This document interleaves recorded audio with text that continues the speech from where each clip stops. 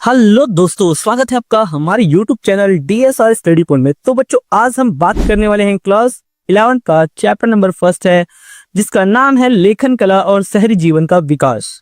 इस चैप्टर में बच्चों हम लोग बेसिकली हम पढ़ेंगे मेसोपोटामिया की सभ्यता के बारे में। ये इस वीडियो का फर्स्ट पार्ट है, तो शुरू करते हैं। सबसे पहले बच्चों मैं आप लोगों को बता दूं, जैसा कि आप सभी को पता है, चैप्टर का नाम है लेखन कला और शहरी जीवन की शुरुआत। तो लेखन कला अर्थात लिखने की कला की शुरुआत, और जो हम शहरी लाइफ जीते हैं इसकी शुरुआत सबसे पहले जो हुई थी वो मेसोपोटामिया से हुई थी। मेसोपोटामिया की अगर हम बात करें तो पहले तो बात कर दूं, मेसोपोटामिया एक यूनानी भाषा का शब्द है, जिसका अर्थ होता है, दो शब्दों से मिलकर बना हुआ है। मैसोस का मतलब होता है मध्य और पोटेमोस का मतलब होता है नदी, यानी दो नदियों के बीच का जो क्षेत्र होता है उसे हम मेसोपोटामिया कहते हैं। इसके साथ साथ अगर हम बात की जाए मेसोपोटामिया में ये दो नदियां कौन कौन सी थी, तो पहली थी दजला और दूसरी थी फरात, और इसके बीच का भाग ही क्या कहलाता था बच्चों, मेसोपोटामिया। आगे बात करते हैं मेसोपोटामिया की आखिर प्रसिद्धि के कारण क्या थे, आखिर दुनिया में ये मेसोपोटामिया जानी क्यों जाती है। तो मेसोपोटामिया क्यों फेमस है, अपने लेखन कला का विकास, यानी अर्थात सबसे पहले लिखने की कला का डेवलपमेंट जो हुआ था वो सबसे पहले मेसोपोटामिया में हुआ था। दूसरा, शहरी जीवन की शुरुआत सबसे पहले मेसोपोटामिया में हुई। तीसरा था साहित्य, साहित्य के लिए भी मेसोपोटामिया दुनिया में अपने जाना जाता है। और खगोल विद्या, खगोल विद्या का मतलब होता है एस्ट्रोलॉजिकल, अर्थात आप जैसे हम सुना होगा अमावस्या हो गया, पूर्णिमा हो गया, है ना, इन सब चीजों के बारे में सर्वप्रथम हमें मेसोपोटामिया के लोगों ने बताया था। ये थी मेसोपोटामिया के फेमस या प्रसिद्धि होने के कारण। अब बात करेंगे आखिर मेसोपोटामिया में भाषा का विकास कैसे हुआ था। देखो बच्चों, मेसोपोटामिया की सबसे पहली ज्ञात भाषा जो थी वो सुमेरियन थी, है ना। लेकिन धीरे धीरे क्या हुआ था कि अक्कदी भाषा ने इसकी जगह ले ली थी। अक्कदी भाषी जो लोग थे उनका प्रभाव बढ़ गया था। आप सभी को एक बात तो पता है कि किसी क्षेत्र में जिस भाषा का ज्यादा प्रभाव दिखता है वो उसी भाषा में मतलब मिल जाता है ना। इसके बाद तीसरी इसकी ज्ञात भाषा आरामाइक थी, जो हिब्रू भाषा से मिलती जुलती थी। तो इस तरीके से मेसोपोटामिया में भाषा का विकास हुआ था। अब बात करेंगे मेसोपोटामिया में पुरातात्विक खुदाई। देखो बच्चों, अगर हम बात करें मेसोपोटामिया में जो पुरातात्विक खुदाई हुई थी ये 1840 में हुई थी। मेसोपोटामिया में पुरातात्विक खुदाई कहाँ हुई थी, उरुक और मारी में हुई थी। सबसे ज्यादा लंबे समय तक जो खुदाई कार्य चला था मारी में चला था। इतने लंबे समय से जो खुदाई है आज तक कभी भी नहीं चली थी, यहाँ तक कि भारत में भी इतने लंबे समय तक खुदाई नहीं चला था जितनी खुदाई मारी नगर में चली थी, है ना। ये दो नगर मेसोपोटामिया के काफी प्रसिद्ध नगर थे। अब बात करते हैं खुदाई में मिले अवशेष, यानी जब 1840 में जब वहां खुदाई कार्य किया गया था तो खुदाई के दौरान आभूषण मिले थे, है ना, बहुत सारे आभूषण मिले इतिहासकारों को या पुरातात्विदों को। दूसरा, वहां से सिक्के मिले। तीसरा, अभिलेख मिले। अभिलेखों का मतलब क्या होता है बच्चों, पत्थर और चट्टानों पर लिखे शब्दों को अभिलेख कहते हैं। तो इस प्रकार से अभिलेख भी हमें मिले थे। चौथा था लिखित दस्तावेज, बड़ी मात्रा में वहां लिखित दस्तावेज भी मिले थे। इसके साथ साथ वहां कब्रें मिली थी और बड़ी संख्या में वहां मूर्तियां मिली थी। तो ये 1840 में जब मारी नगर, उरुक और मारी में खुदाई हुई थी तो ये सारी चीजें वहां मिली थी। अब हम बात करते हैं बच्चों मेसोपोटामिया में नोआ की कहानी। अब नोआ की कहानी है क्या। अब बच्चों होता क्या है, इसमें एक कहानी में ये बताया गया है, एक मिट्टी की पट्टिका है ना। आज भी बहुत सारे विद्वान ऐसी पट्टिका की खोज कर रहे हैं जिसपे जल प्लावन की कहानी उत्कीर्ण हो। इसमें हुआ क्या था, जब पूरी जो पृथ्वी थी वो जलमग्न होने वाली थी तो ईश्वर ने क्या किया था, पृथ्वी पर जीवन को बचाए रखने के लिए नोआ नाम के एक व्यक्ति को भेजा था। इस व्यक्ति यानी ये नोआ नाम के व्यक्ति ने क्या किया, एक बहुत बड़ी नाव बनाई थी और सभी जीव जंतुओं के जो जोड़े थे ना वो उसमें रख दिया था। जब जल प्लावन हुआ, जब पूरी पृथ्वी जब मतलब समुद्र में या पानी में समा गई, तो हुआ क्या, उस जहाज में जो जीव जंतु के जो जोड़े थे ना वो सुरक्षित बच गए थे और यहीं से जीवन की शुरुआत हुई थी। तो ये थी नोआ की कहानी। अब बात करते हैं मेसोपोटामिया की भौगोलिक स्थिति के बारे में। अब मेसोपोटामिया की भौगोलिक स्थिति क्या थी, तो पहला आपको बता दूं, मेसोपोटामिया इराक गणराज्य का हिस्सा है ना, इराक, ठीक है। इसके साथ साथ मेसोपोटामिया में ऊंचे नीचे पहाड़ थे, सुंदर सुंदर झरने थे और यहाँ और जंगली फूल थे। इसके साथ साथ मेसोपोटामिया में या इराक गणराज्य में कृषि का जो आरंभ हुआ था वो 7000 से 6000 वर्ष पहले खेती का आरंभ हुआ था। इसके साथ साथ यहाँ खेती के लिए पर्याप्त वर्षा हो जाती थी, लेकिन लोग क्या होते थे, खेती की अपेक्षा पशुपालन को ज्यादा महत्व दिया करते थे और बड़े बड़े स्टेपी घास के क्या होते थे यहाँ मैदान हुआ करते थे। इसके साथ साथ जो दजला और फरात नदियां जो थी ना बच्चों, जो दजला और फरात नदियां थी, ये अपने साथ बहुत सारी चीजें या अवसाद लेकर आती। अवसाद का मतलब होता है मिट्टी मिट्टी, है। नदियां थी तो पहाड़ों से होकर आती थी, तो अपने साथ बहुत सारी चीजें लेकर आती थी और मेसोपोटामिया के दक्षिणी भाग में ये छोड़ देती थी, जिसके कारण दक्षिणी भाग में बाढ़ आ जाती थी और यह क्षेत्र बहुत ज्यादा उपजाऊ बन जाता था। इसके साथ साथ यहाँ खेती के लिए मैंने आप लोग बता दिया पर्याप्त वर्षा होती थी। इसके साथ साथ मेसोपोटामिया के दक्षिणी भाग, मेसोपोटामिया का वो दक्षिणी ही भाग था जहां सबसे पहले लेखन कला की शुरुआत हुई थी।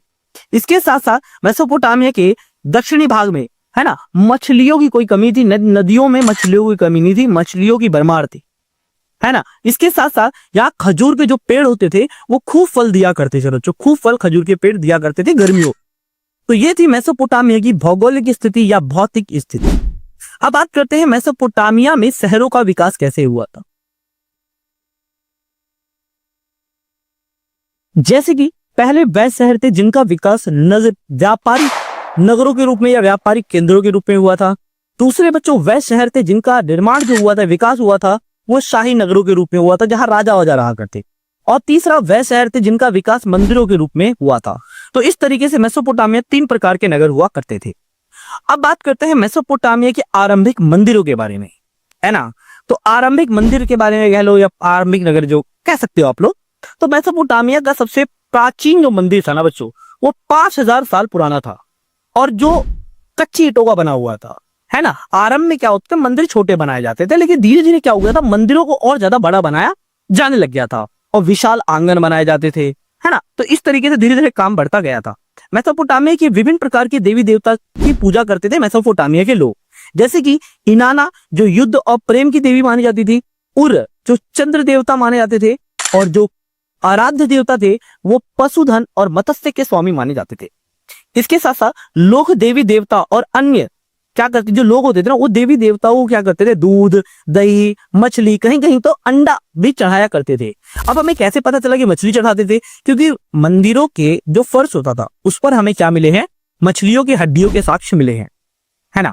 अब बात करते हैं मेसोपोटामिया की भूमि उपजाऊ होने के बाद भी संकट में क्यों रहती थी, यानी फसलें खराब क्यों हो जाती थी। तो देखो इसके 2 कारण थे, प्राकृतिक कारण और दूसरा था मानव निर्मित कारण। अब इन दोनों के बारे में समझते हैं।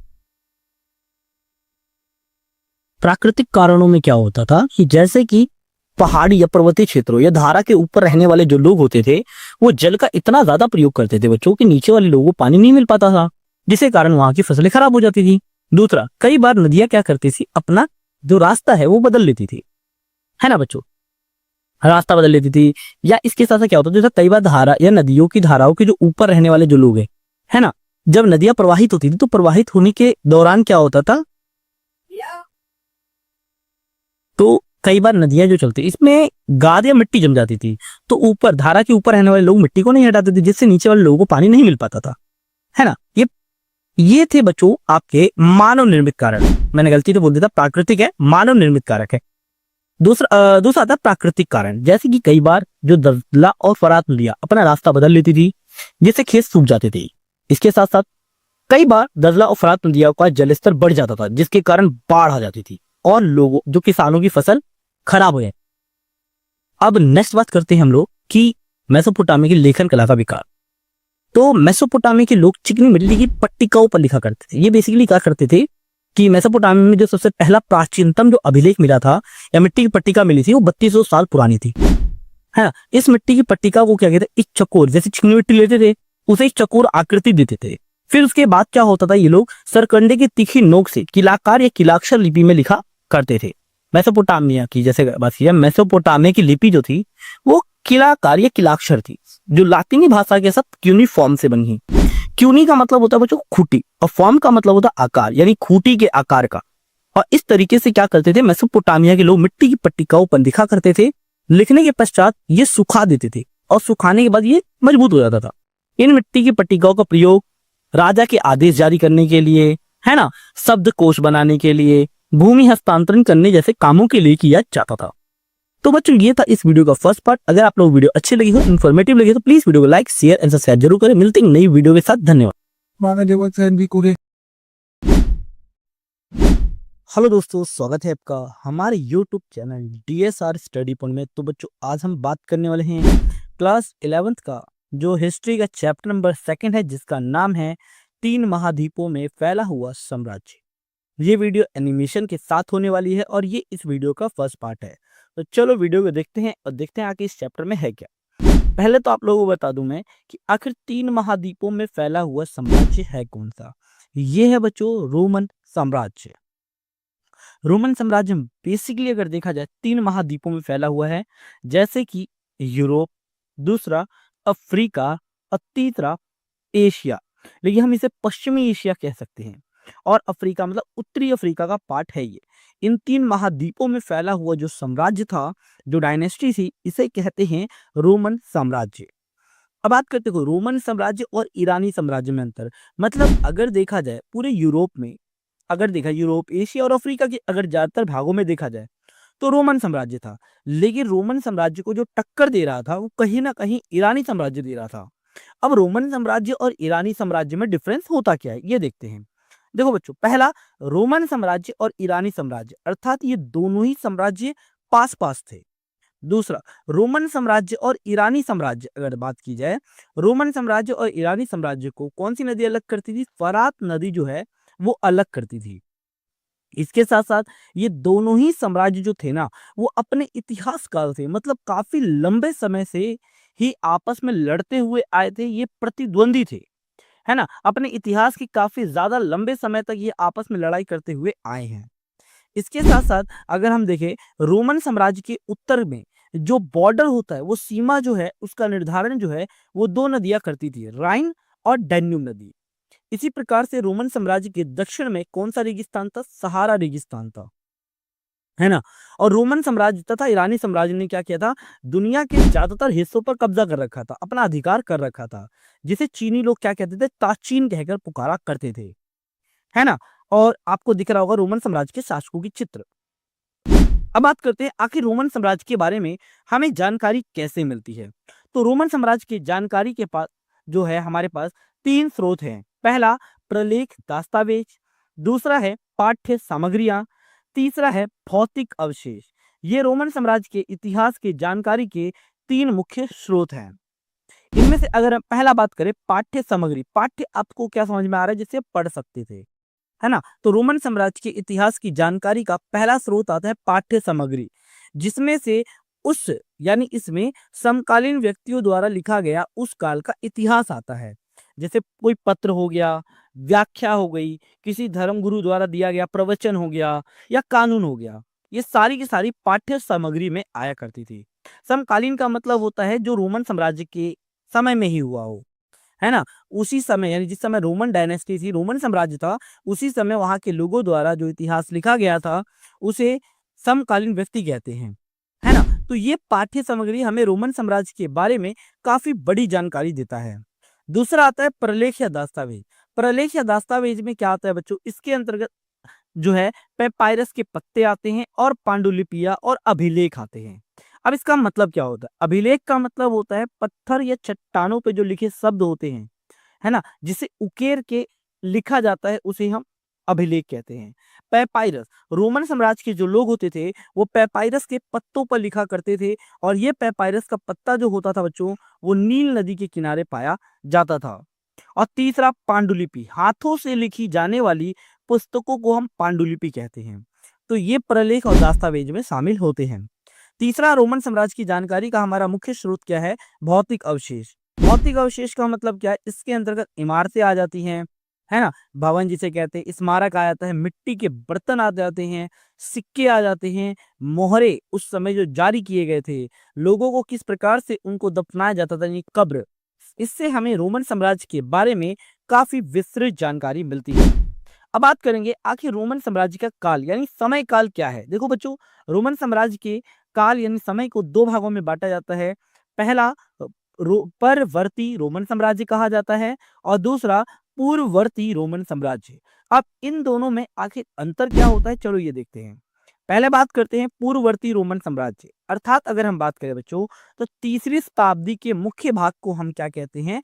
पूर्ववर्ती रोमन साम्राज्य कहते हैं, जो मुख्य भाग था, मेन भाग था, है ना। और परवर्ती रोमन साम्राज्य किसे कहते हैं, अर्थात जो है तीसरी शताब्दी जो थी ना बच्चों, तीसरी शताब्दी के बाद के काल को हम परवर्ती रोमन साम्राज्य कहते हैं। तो ये रोमन साम्राज्य के दो काल को बांटा गया है, इसके बारे में हम आगे समझेंगे कि आखिर इन दोनों काल में हुआ क्या था। नेक्स्ट बात करते हैं, देखो रोमन साम्राज्य के तीन मुख्य खिलाड़ी हुआ करते थे। पहला होता था सम्राट, दूसरा होती थी सेना, और तीसरा जो होता था वो सैनिट होता था। ये तीन रोमन साम्राज्य के तीन खिलाड़ी हुआ करते थे। अब इन तीन खिलाड़ियों के बारे में हम समझेंगे डिटेल में, ठीक है ना। पहले हम बात करते हैं रोमन साम्राज्य में सम्राट के बारे में, जिसमें से हम बात करेंगे। देखो बच्चों, रोमन साम्राज्य जो था वो 509 ईस्वी से लेकर, है ना, 27 ईसा पूर्व तक, इस समय ये क्या था, गणतंत्र था। गण मतलब लोग, तंत्र मतलब शासन, यानी इस समय लोगों का शासन था। अगर सैद्धांतिक रूप से देखा जाए तो जूलियस सीजर का ही शासन था इस टाइम पे। लेकिन क्या हुआ था, जब रोमन साम्राज्य गणतंत्र था तो इस समय सीनेट नामक संस्था का काफी ज्यादा वर्चस्व था। ये सीनेट कौन होते थे, ये समाज के काफी वर्चस्वकारी, धनी, कुलीन, या इसे अभिजात वर्ग भी कहा जा सकता है ना। समाज के काफी धनी लोग आया करते थे। सीनेट की सदस्यता जो होती थी वो जीवन भर चलती थी, मतलब मरने के बाद वो सदस्यता उसके पुत्र को मिलती थी, है ना। लेकिन क्या हुआ, लेकिन इसके बाद क्या हुआ, 27 ईसा पूर्व में जूलियस सीजर का पुत्र आया जिसका नाम था ऑक्टेवियन, है ना। और ऑक्टेवियन ही आगे जाकर जब राजगद्दी को प्राप्त किया तो उसका नाम ऑगस्टस हो गया था, है ना। और ऑगस्टस ने क्या किया था, 27 ईसा पूर्व में एक साम्राज्य या एक राज्य स्थापित किया था जिसे प्रिंसिपेट कहते हैं। एक बात मैं बता दूं, ऑगस्टस का जो शासन काल है वो शांति और समृद्धि के लिए जाना जाता है। मतलब इस समय क्या हुआ था, रोमन साम्राज्य में काफी बड़े स्तर पर उसका विकास हुआ था। अब बात करेंगे रोमन साम्राज्य में सेना की विशेषता, है ना। अब रोमन साम्राज्य में सेना की विशेषता क्या थी, देखो पहला, रोमन साम्राज्य में जो सेना होती थी वो व्यवसायिक तौर पर वेतन भोगी होती थी। मतलब प्रत्येक सेना के अधिकारी को या व्यक्ति को वेतन दिया जाता था, उन्हें सैलरी रखा जाता था। दूसरा, रोमन साम्राज्य में प्रत्येक व्यक्ति को 25 सालों तक सैनिक सेवा देनी पड़ती थी। मतलब वहां जाके सेना में काम करना पड़ेगा 25 सालों तक, ठीक है। तो ये भी एक विशेषता थी। तीसरा बच्चों क्या था कि 4वीं शताब्दी तक रोमन साम्राज्य में देखा जाए 6 लाख सैनिक थे। इतने बड़े भारी भरकम सेना थी रोमन साम्राज्य में। और चौथा, रोमन साम्राज्य में जो सेना होती थी वो बलात् भर्ती वाली होती है। अब बलात् भर्ती वाली व्यस्क सेना क्या होती है, यानी इसे फारस से मंगाया जाता था। इस सेना में जो सदस्य होते थे फारस से आते थे और ये काफी कुशल होते थे। व्यस्क, व्यस्क का मतलब क्या होता है, मतलब जो है युवा थे, होते थे इसके अंदर, है ना। तो काफी फुर्तीली सेना हुआ करती थी। इसके साथ साथ ऑगस्टस, मैंने अभी आपको बताया कि जैसे क्या हुआ था, ऑगस्टस ने 27 ईसा पूर्व में एक राज्य स्थापित किया था जिसे प्रिंसिपेट कहते हैं। ऑगस्टस की अगर बात की जाए, मैं उस समय बताना आप लोगों को भूल गया था कि ऑगस्टस का जो शासन काल है ना, वो शांति और समृद्धि के लिए जाना जाता है। जो ऑगस्टस का शासन काल है बच्चों, वो शांति और समृद्धि के लिए जाना था, बताना मैं भूल गया था। इसके साथ साथ ऑगस्टस के शासन काल को रोमन साम्राज्य का स्वर्ण काल भी कहा जाता है। इस काल में रोमन साम्राज्य में कोई भी युद्ध नहीं हुआ था, मैंने आपको बताया था ना। इस काल में वो शांति और समृद्धि के लिए जाना जाता है और व्यापार में काफी ज्यादा क्या हो गई थी, बढ़ोतरी हो गई थी, है ना। और इसके साथ साथ जो शासक होता था, शासक के दौरान जैसे कि पहले जूलियस सीजर था, उसके बाद ऑगस्टस, फिर ऑगस्टस का कोई पुत्र नहीं था तो उसने एक पुत्र गोद लिया था जिसका नाम था टिबेरियस, और टिबेरियस के बाद ट्राजन आया था, ठीक है। तो मैंने सेना के बारे में आप लोगों को ये सारी चीजें बता दी। सेना के बारे में पांचवा पॉइंट था, रोमन साम्राज्य में कई बार जो सेना होती थी वो आंदोलन करती थी। किस लिए आंदोलन करती थी, बेहतर वेतन के लिए। विशेषकर जो सेनापति होते थे वो बेहतर वेतन के लिए आंदोलन कर देते थे। और रोमन साम्राज्य में जो सेना होती थी ना, मतलब जो सीनेट होते थे, सीनेट मतलब क्या था, धनी लोग होते थे। तो सीनेट जो होते थे वो सेना से घृणा करती थी। क्यों, मतलब बेकार समझती थी। उन्हें ऐसा लगता था कि भाई कि सेना तो युद्ध करती है, लड़ाई झगड़ा ज्यादा करती है, और सीनेट को ये चीज ज्यादा पसंद नहीं था। इसीलिए सीनेट जो सेना से घृणा करती थी। अब बात करते हैं सीनेट की विशेषता, है ना। देखो मैंने अभी बताया, जो सीनेट वह संस्था थी जिसमें समाज के धनी और अभिजात वर्ग के लोग आया करते थे। दूसरा, सीनेट की सदस्यता जो होती थी वो जीवन भर चलती रहती थी, आप हमेशा रहोगे। तीसरा, सीनेट की सदस्यता इस बात पर निर्भर करती थी कि उसके पास कितना धन है। जितना ज्यादा धन होगा या प्रतिष्ठा है, मतलब रिस्पेक्ट होगी समाज में, उतना ज्यादा वो प्रभुत्वशाली होगा, है ना। अब बात करते हैं, तो ये तो रहा तीनों वर्गों की विशेषता के बारे में। अब हमारा टॉपिक है तीसरी शताब्दी का संकट। अब तीसरी शताब्दी का संकट था क्या, देखो बच्चों, रोमन साम्राज्य में अगर देखा जाए तो मैं आपको बताया था रोमन साम्राज्य में पहली और दूसरी शताब्दी क्या थी, शांति और समृद्धि के लिए जानी जाती है। लेकिन तीसरी शताब्दी में क्या हुआ था, एक खुखार वंश की स्थापना हुई थी जिसे संसानी वंश कहते हैं। कब हुई थी? 225 ईस्वी में, है ना, जिसे संसानी वंश कहा जाता है। इस वंश ने क्या किया, केवल 15 वर्षों के अंदर ही रोमन साम्राज्य के ज्यादातर हिस्सों पर क्या कर लिया था, कब्जा कर लिया था, है ना। और रोमन साम्राज्य की पूर्वी राजधानी जो एंटियोक थी उस पे भी कब्जा कर लिया था, है ना। एक हमें अभिलेख या शिलालेख मिलता है जिसमें शाहपुर प्रथम एक शासक थे। तो शाहपुर प्रथम ने यह दावा किया है कि उन्होंने किस प्रकार रोमन सेनाओं का, यानी 60,000 रोमन सेनाओं को क्या किया था, मौत के घाट उतार दिया था। इसके साथ साथ रोमन साम्राज्य में 47 वर्षों में 25 शासकों ने अपना सत्ता छोड़ दी थी, मतलब सत्ता बदल गई थी। तो इस तरीके से हम कह सकते हैं कि यानी तीसरी शताब्दी के काल को रोमन साम्राज्य के लिए अंधकार काल या संकट का काल माना जाता है। तो ये थी इस वीडियो का फर्स्ट पार्ट। अगर आप लोग वीडियो अच्छी लगी हो, इन्फॉर्मेटिव लगी हो, तो प्लीज वीडियो को लाइक, शेयर एंड सब्सक्राइब जरूर करें। मिलते हैं नई वीडियो से। धन्यवाद।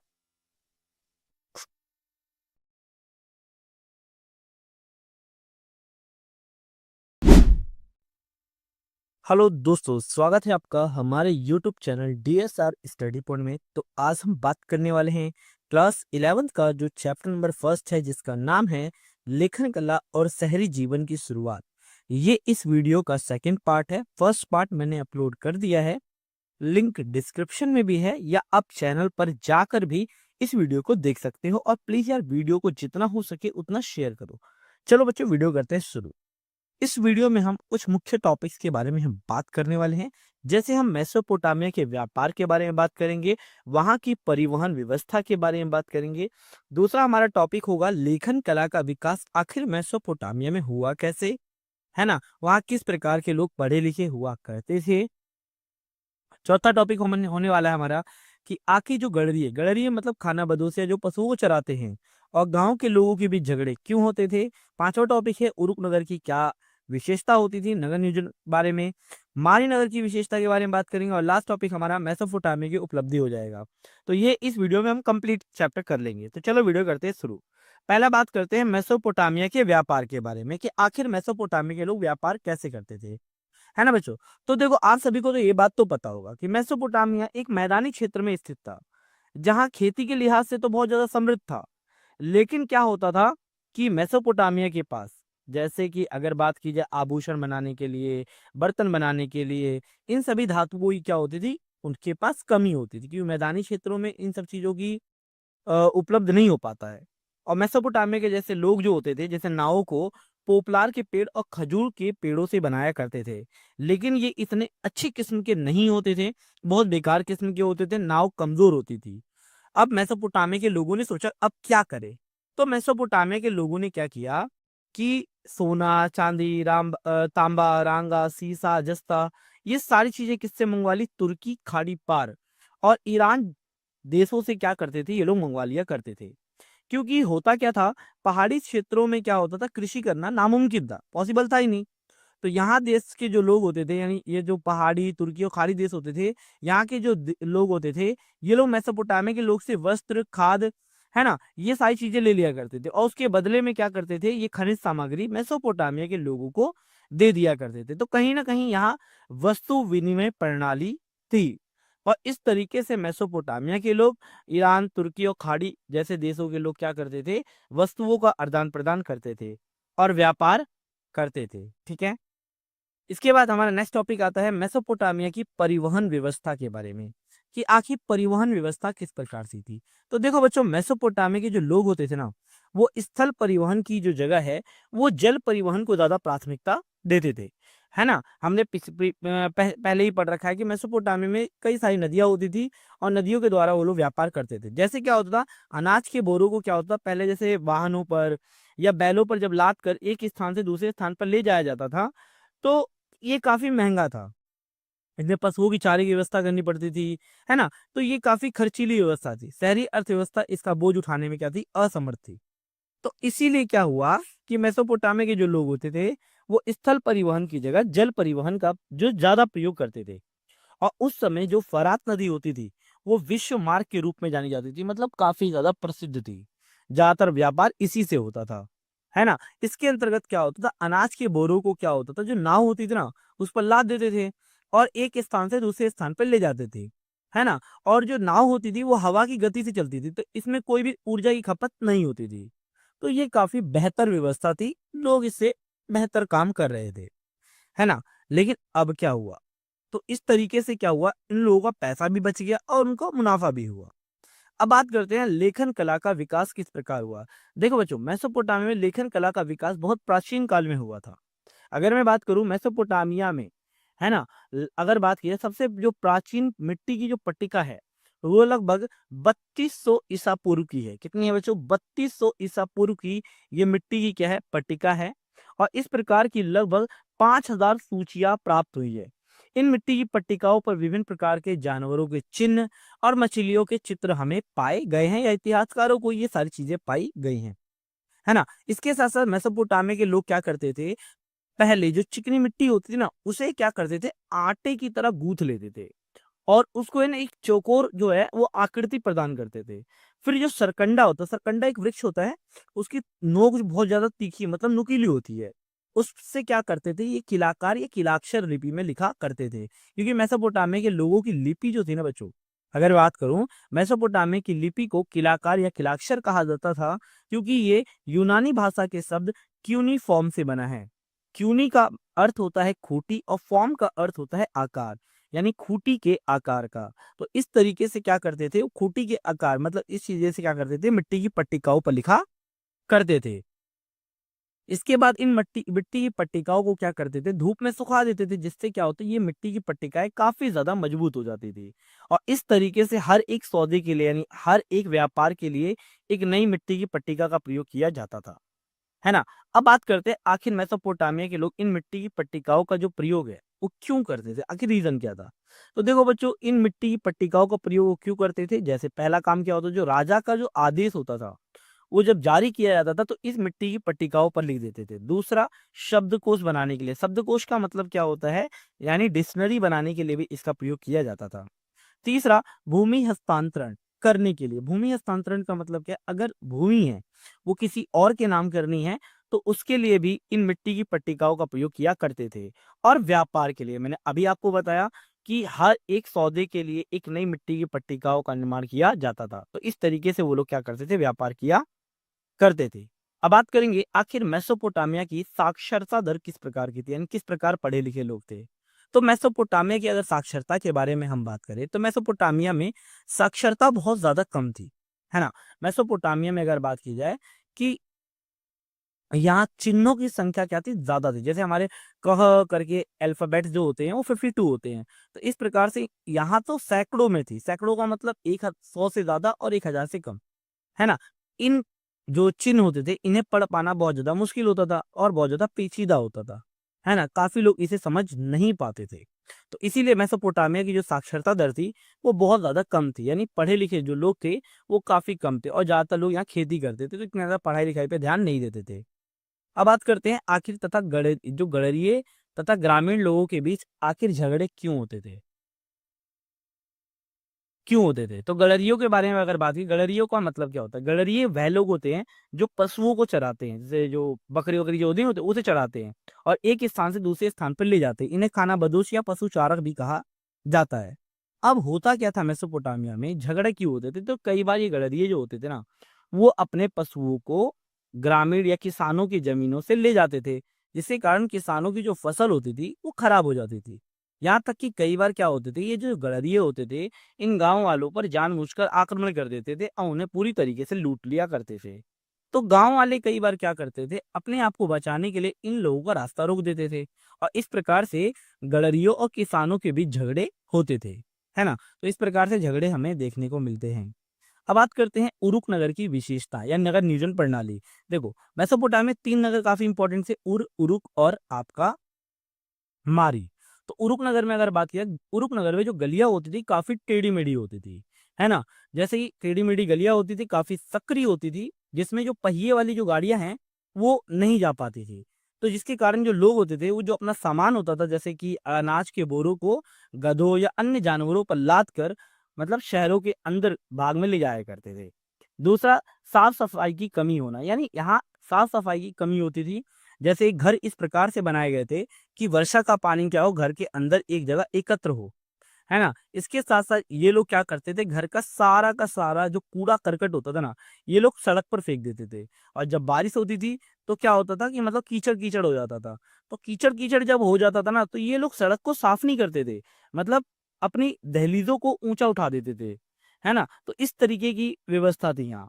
इसके साथ-साथ यहाँ अंधविश्वास बहुत ज़्यादा था। अब अंधविश्वास का मतलब क्या है कि इन लोगों की ये मान्यता थी, जैसे कि अगर बात करूँ, मतलब यहाँ कोई स्त्री जब आती थी, कोई भी जैसे विवाह के पश्चात कोई स्त्री आती थी, है ना? तो अगर घर का दरवाज़ा क्या होता था कि जैसे कि उर में पाई गई, अ, जैसे घर की जो दहलीज होती थी, अगर ऊँची-ऊँची होती थी, तो स्त्री अपने पति के लिए धन-दौलत लेकर आती थी।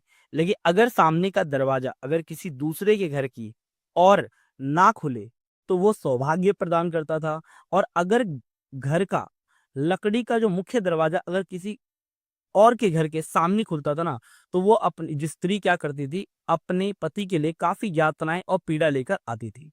तो इस तरीके की यहाँ क्या था, बहुत सारे अंधविश्वास हुआ करते थे मेसोपोटामिया में, है ना? इसके साथ-साथ क्या होता था कि यहाँ मुख्य द्वार से आप अवलोकन या मुख्य द्वार से सीधे नहीं जा सकते थे, है ना? जिससे क्या होता है, घर की गोपनीयता बनी रहती थी, है ना? और यहाँ एक कब्रिस्तान होता था, जहाँ किसी भी लोगों को क्या करते थे, जो मरे हुए लोगों को दफनाया जाता था। यहाँ एक ऐसा कब्रिस्तान हुआ करता था। यहाँ तक कि कई लोग तो ऐसे होते थे जिसे कुछ ज़्यादा ही प्यार करते थे, तो वो लोग अपने घर के ज़मीन के नीचे ही क्या करते थे, उन लोगों को दफना दिया करते थे। तो इस तरीके की यहाँ प्रक्रिया होती थी।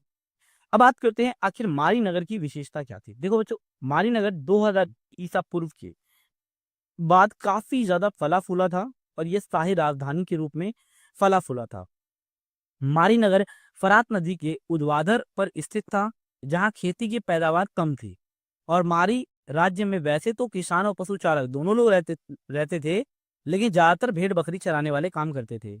पशुचारक क्या करते थे, अनाज, धातु के औज़ारों के बदले अपने पशुओं और उनसे प्राप्त जो चमड़ा, मांस होते थे, वो चीज़ें प्राप्त किया करते थे। इसके साथ-साथ मारी नगर व्यापार का मुख्य केंद्र होता था, यानी अलग-अलग क्षेत्रों से जो व्यापार होता था, वो वस्तुएँ यहीं लाई जाती थी, है ना? और यहाँ जो अधिकारी होते थे, इन वस्तुओं पर उनका 10% भाग लिया करते थे।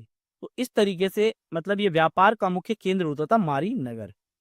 अब बात करेंगे मेसोपोटामिया के समाज के बारे में। तो देखो बच्चों, मेसोपोटामिया के अगर हम समाज के बारे में बात करें, तो मेसोपोटामिया में एकल परिवार का प्रचलन था और परिवार का जो मुखिया होता था वो पिता होता था, है ना? इसके साथ-साथ क्या होते थे, विवाह के अगर बारे में हम देखें, तो विवाह की पहले घोषणा की जाती थी। फिर स्त्री में क्या होता था, स्त्री मतलब वर पक्ष और वधु पक्ष दोनों आमने-सामने आते थे। वस्तुओं का आदान-प्रदान करते थे। इसके पश्चात वो लोग क्या करते थे, मंदिर में जाके विवाह कर लिया करते थे। जब विवाह हो जाता, मंदिर में विवाह होने के पश्चात क्या होते, जो वर पक्ष और वधु पक्ष बैठकर भोजन किया करते थे और जो तय की गई जो राशि होती, जिसे हम दहेज कहते हैं, उसको जो देते थे, है ना?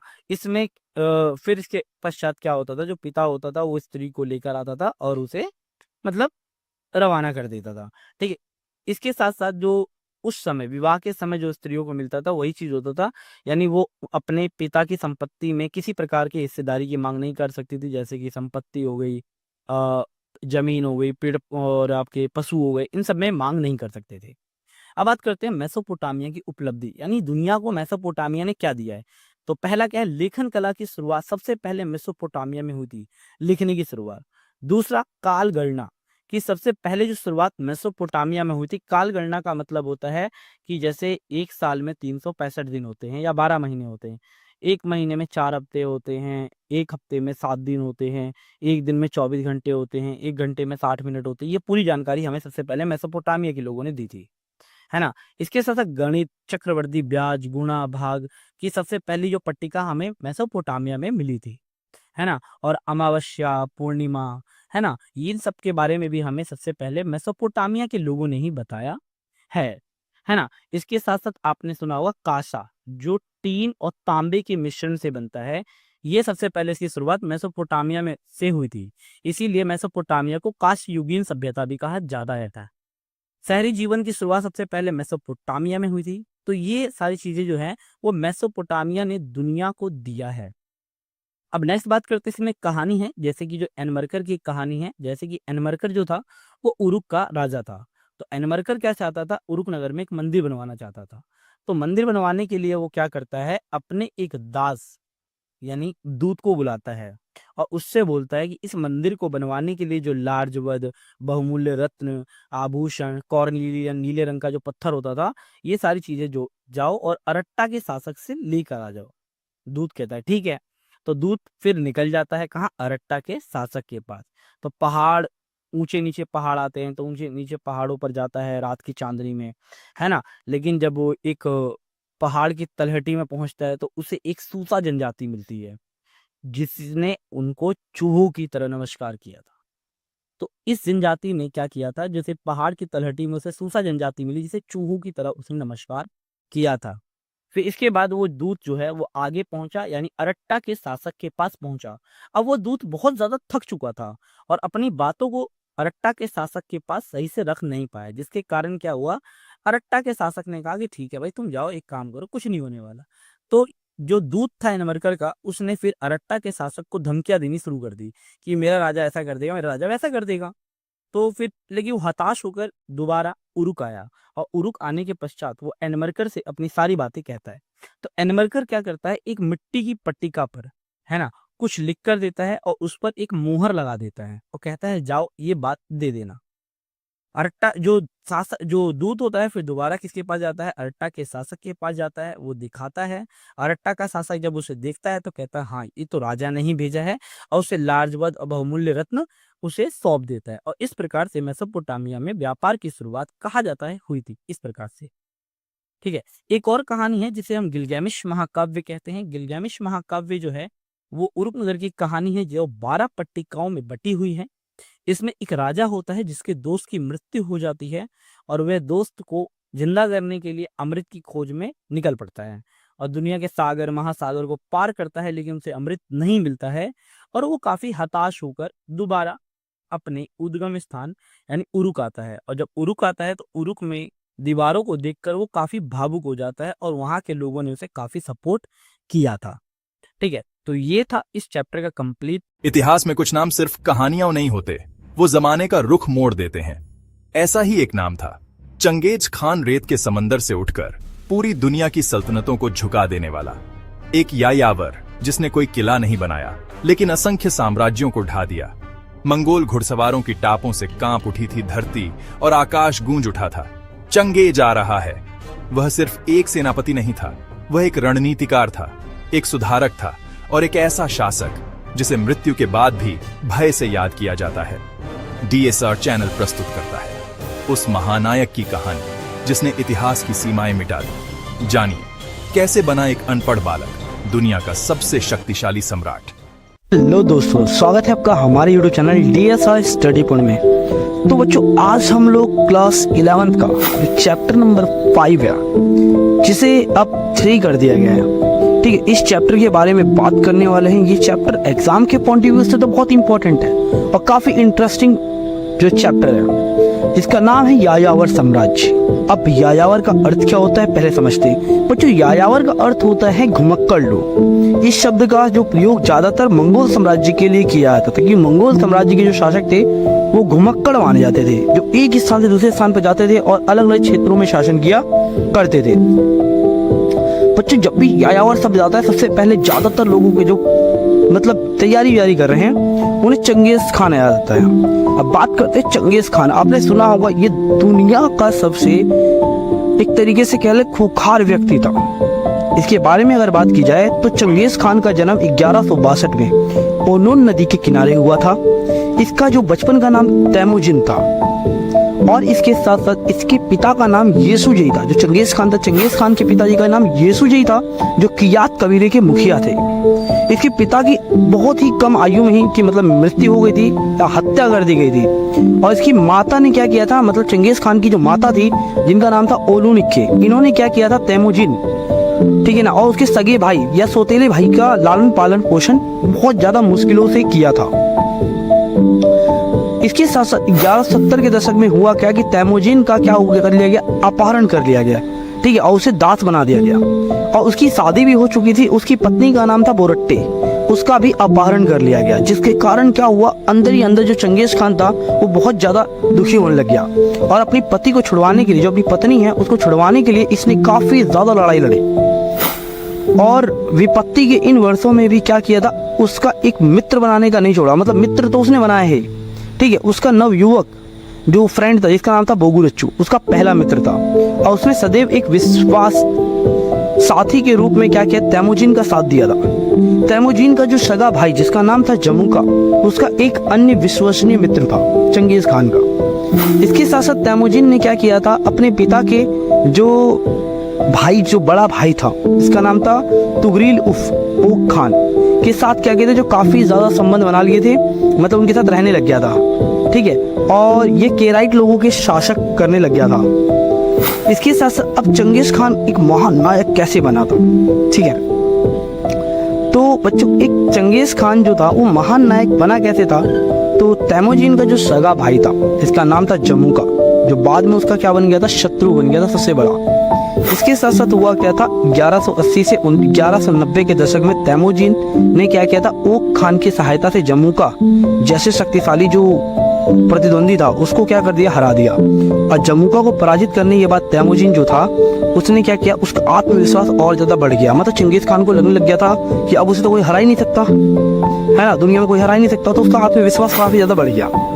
अब वे अपने अन्य शत्रुओं को क्या करने लग गया, जो युद्ध करने लग गया और उन्हें हराने लग गया था, यहाँ तक कि अपने पिता के हत्यारे तातार केराइट यानी स्वयं ओक खान की बाद में क्या कर दी थी बच्चों, हत्या कर दी थी।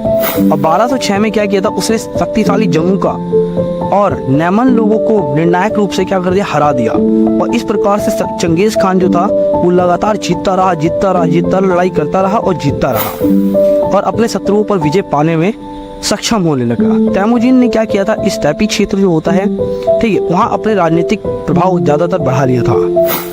और इसके साथ साथ क्या था, कुरीलिताई की एक सभा, मतलब इनने क्या किया था, चंगेज खान ने एक संगठित सभा बनाया था जिसे कहते हैं कुरीलिताई। और इस सभा ने क्या किया, चंगेज खान को समुद्री खान की उपाधि दी थी या सार्वभौमिक शासक की उपाधि देकर मंगोलों को महान नायक बना दिया चंगेज खान को। इस प्रकार से चंगेज खान एक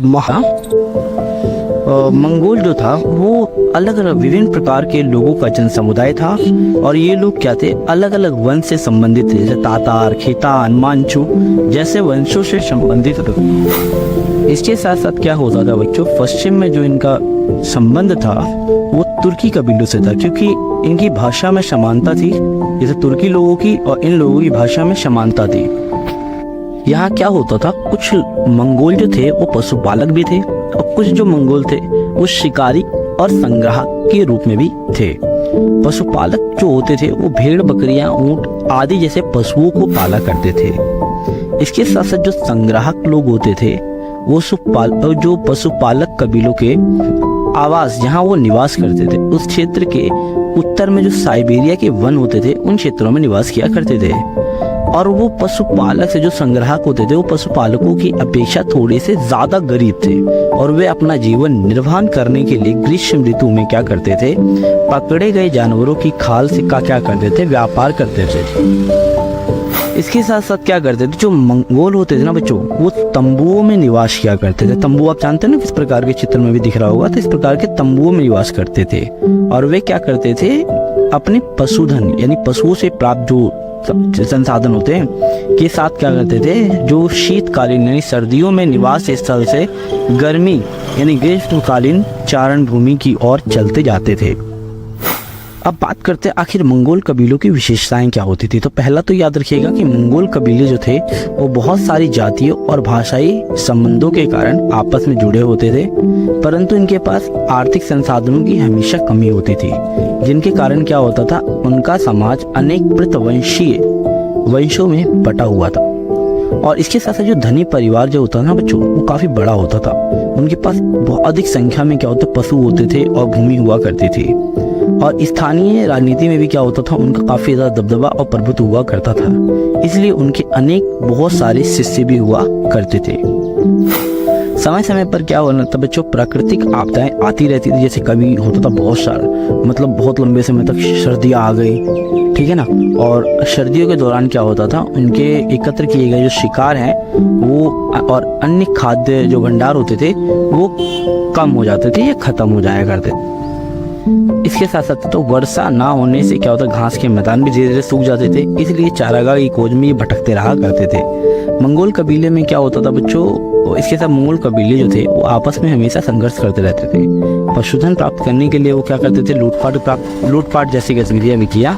इसके साथ साथ क्या होता था, जो मंगोल परिवार के जो समूह होते थे वो आक्रमण से बचने के लिए या रक्षा करने के लिए क्या करते थे, शक्तिशाली कुलों में से दोस्ती कायम कर लिया करते थे।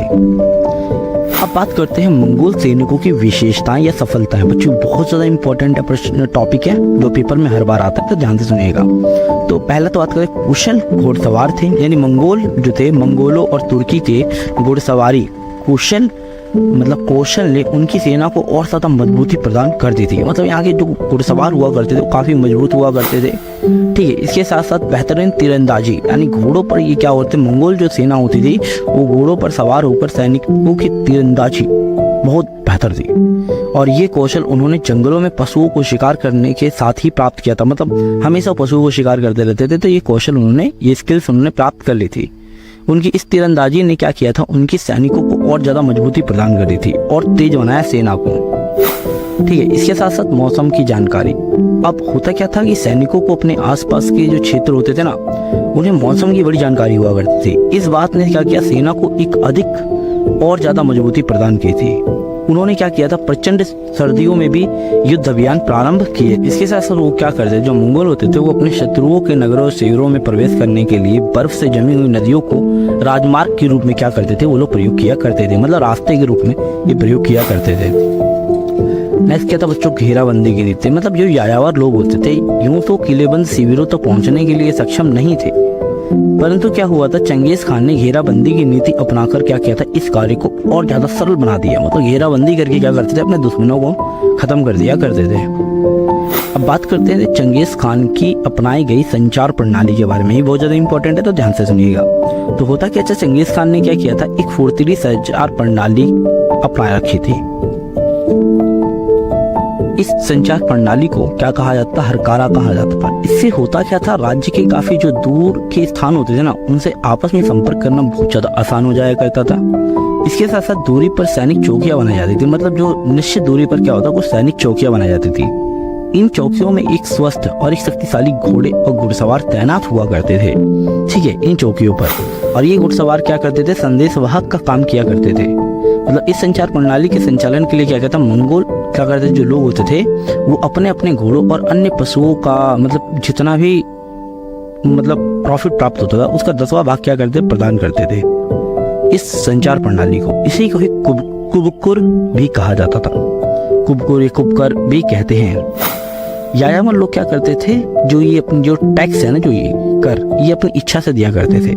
इससे उन्हें अनेक लाभ प्राप्त होते थे। चंगेज खान ने क्या कहते, इस मृत्यु को, जब चंगेज खान की मृत्यु हो गई थी तो चंगेज खान की मृत्यु के बाद इस हरकारा पद्धति को ग्राम में अभी भी सुधार लाया गया था। इस पद्धति ने क्या किया था बच्चों, महान खानों को अपने साम्राज्य को काफी सुदूर स्थानों तक लेके चला गया था और घटनाओं पर निगरानी रखने में सहायता होती थी इस संचार प्रणाली के द्वारा। ये कहते हैं याश। अब याश का मतलब क्या होता है बच्चों, तो याश को क्या कहा गया था बच्चों, जैसे याश को वैसे तो याशाक लिखा जाता है और इसे चंगेज खान ने क्या होता 1206 में क्या होता कुरिलताई कबीले पर लागू किया था। आप सभी को पता है ये वही कुरिलताई कबीला है जिसने चंगेज खान को सार्वभौमिक शासक या समुद्री खान की उपाधि दी थी। तो 1206 में याश को एक नियम, एक संहिता थी जिसे कुरिलताई कबीले पर लागू किया गया था। इसका अर्थ होता है विधि, आज्ञापति या आदेश। इसमें क्या होता था, जो बच्चों प्रशासन के विनियम होते हैं जैसे आखेट, सैन्य या डाक प्रणाली के बारे में इसके अंदर वर्णन किया गया था। आइए, मंगोली शासन व्यवस्था में यास का आखिर क्या विशेषता थी या महत्व था। तो बच्चों होता क्या था, यास जो प्रारंभिक स्वरूप में याशाक वह नियम या संहिता थी जिसे चंगेज खान ने 1206 में कुरिलताई कबीले पर लागू किया था। इसका अर्थ होता है विधि, आज्ञापति, आदेश, आखेट, सैन्य, डाक प्रणाली या विनिमय। अपनी पहचान और विशिष्टता की रक्षा करने के लिए क्या किया गया था बच्चों, याद के पवित्र नियम का आविष्कार किया गया था, ताकि चंगेज खान के जो भी वंशज हैं वो अपने आप को एक अलग पहचान दे सके। ठीक है ना। तो उन्होंने यास के रूप में उन्हें दिखाया। यास को अपने पूर्वज चंगेज खान की विधि संहिता कहकर क्या करती थी, इनकी जो प्रजा होती थी वो उसे लागू किया करती थी कि ये हमने नहीं, हमारे पूर्वज चंगेज खान ने ये बनाया है और हम इसी के अनुसार चलेंगे। यास में क्या होता था बच्चों, एक जैसे समान आस्था वाले जो लोग हुआ करते थे वो रहा करते थे। ठीक है ना। एक जैसे समान आस्था का मतलब क्या होता है, जैसे हम लोग हिंदू लोग हैं तो हिंदू लोग कैसे हम एक जैसे देवताओं को मानते, देवी देवताओं को, तो इसी प्रकार से यास में जो लोग भी शामिल हुआ करते थे वो एक जैसी आस्था को माना करते थे। और चंगेज खान और उसके वंशजों की मंगोलों से काफी ज्यादा निकटता स्वीकृति की गई। यास से क्या होता, वंशजों की कबीलाई पहचान बरकरार रही थी और पराजित लोगों पर नियम लागू करने का आत्मविश्वास और ज्यादा बढ़ गया था। अब बात करते हैं आखिर मंगोल साम्राज्य का पतन क्यों हुआ। बच्चों पहला तो क्या है, उनकी संख्या बहुत कम थी। जो मंगोल लोग थे उनकी संख्या बहुत कम थी और वे अपनी प्रजा की क्या करते थे, असभ्य समझते थे या अपेक्षा करते थे। अपेक्षा कम सभ्य थे। ठीक है ना। मतलब सभ्य का मतलब क्या होता है, कि सही रहना सहन जो होता था ना, वो थोड़े प्रजा की अपेक्षा कम था। आपसी विरोध या अपनी सभ्यता को विजित देशों की सभ्यता में मिलाना, जिसमें जीत गए हैं उनके साथ मिलाने के कारण भी मंगोल साम्राज्य का पतन था हो गया। अब मंगोल द्वारा अन्य धर्मों को क्या किया, अपनाया जाना। जो मंगोल लोग थे वो धीरे धीरे क्या कर रहे थे, अलग अलग धर्मों को अपना रहे थे। इन सभी के कारण क्या हुआ था कि जो क्या था, मंगोल साम्राज्य था इसका अंत हो गया। अब बात करते हैं मंगोल साम्राज्य को चंगेज खान ने आखिर दिया क्या है। चंगेज खान ने जो था वो मंगोलों को आखिर दिया क्या है। तो पहला है, अगर बच्चों देखते हैं कि ऐसा लगता है कि चंगेज खान क्या है, एक हत्यारा और लुटेरा था जिसने नगरों को ध्वस्त कर दिया था और हजारों लोगों को मौत की घाट उतार दिया था। इसलिए 13वीं शताब्दी में क्या हुआ था बच्चों, चीन, ईरान और यूरोप के बहुत सारे जो नगरवासी थे वो चंगेज खान को लुटेरा गिरोह का माना करते थे और उससे डरते थे, उसे घृणा किया करते थे। परंतु जो मंगोल के लिए चंगेज खान अब तक का सबसे महान व्यक्ति बन चुका था। ठीक है, अन्य लोगों के लिए तो खराब था लेकिन मंगोल के लिए काफी महान बन चुका था। इसके साथ उसने क्या किया, मंगोलों को संगठित किया और लंबे समय से चल रही जो कबीलाई लड़ाइयाँ हैं उसको चीनियों द्वारा शोषण से मुक्त कराया था चंगेज खान।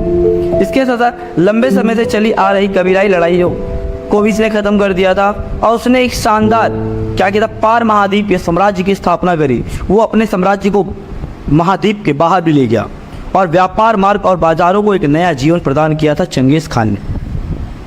अब बात करते हैं बच्चों, आखिर चंगेज खान की अलोकप्रियता क्या थी, यानी इसका अलोकप्रिय होने की क्या कारण था। तो पहला क्या था बच्चों, जो चंगेज खान था एक लुटेरा था और उसने सैकड़ों नगर क्या हुए थे, ध्वस्त कर दिए थे। इसके साथ चंगेज खान एक लुटेरे के साथ साथ एक हत्यारा भी था। उसने हजारों लोगों की जो स्त्रियां होती हैं बच्चों, स्त्रियों और बच्चों को मौत के घाट उतार दिया था। इतना क्रूर रूलर था चंगेज खान, इसीलिए लोग इसे ज्यादातर पसंद नहीं किया करते थे। इसके साथ यहाँ तक कि एक निशापुर के अभियान में गया था चंगेज खान और उस समय क्या हुआ, उसने वहां कुत्ते बिल्लियों को भी नहीं छोड़ा, उन सबको भी मारने का आदेश दे दिया और उसने अपने कबीले पर तलवार के बल पर शासन किया था कि जो बेटा भक्त जो अगर कबीला छोड़ देगा उसकी हत्या कर दी जाएगी। इसके साथ अब बात करते हैं चार उल्लूक के बारे में। होता क्या है बच्चों, चंगेज खान के चार पुत्र थे और उसने क्या किया था, अपना उत्तराधिकारी इन्हीं चारों को बनाया था, अपने साम्राज्य का बंटवारा दे दिया था। तो पहला पुत्र था जोची, जो चंगेज खान का सबसे बड़ा पुत्र था। याद रखिएगा, जो जोची था वो चंगेज खान का सबसे बड़ा पुत्र था और उसे रूस का स्टेपी क्षेत्र मिला था और उसको दूरस्थ सीमा निश्चित नहीं थी, बहुत दूर दूर तक इसका साम्राज्य का विस्तार था। चंगेज खान का दूसरा पुत्र था बच्चों चगताई, ठीक है ना। उसके दूसरे पुत्र चगताई को तुरान का स्टेपी क्षेत्र मिला था और पामीर की पर्वत क्षेत्र भी मिला था इसे, ठीक है ना, जो उसके भाई के प्रदेश से थोड़ा सा लगता था। और जैसे जैसे वो पश्चिम की ओर बढ़ता गया वैसे वैसे उसका अधिकार क्षेत्र और भी बढ़ता गया और साम्राज्य का विस्तार करता गया। कौन, चगताई। चंगेज खान का बच्चा तीसरा जो पुत्र था वो ओगोदेई था। चंगेज खान ने पहले ये संदेश दे दिया था, यह संकेत दे दिया था कि जो उसकी मृत्यु के बाद जो उसका उत्तराधिकारी बनेगा, ठीक है ना, वो ओगोदेई बनेगा। तो उत्तराधिकारी ओगोदेई को बनाया गया और उसे महान खान की उपाधि प्राप्त हुई थी, ओगोदेई।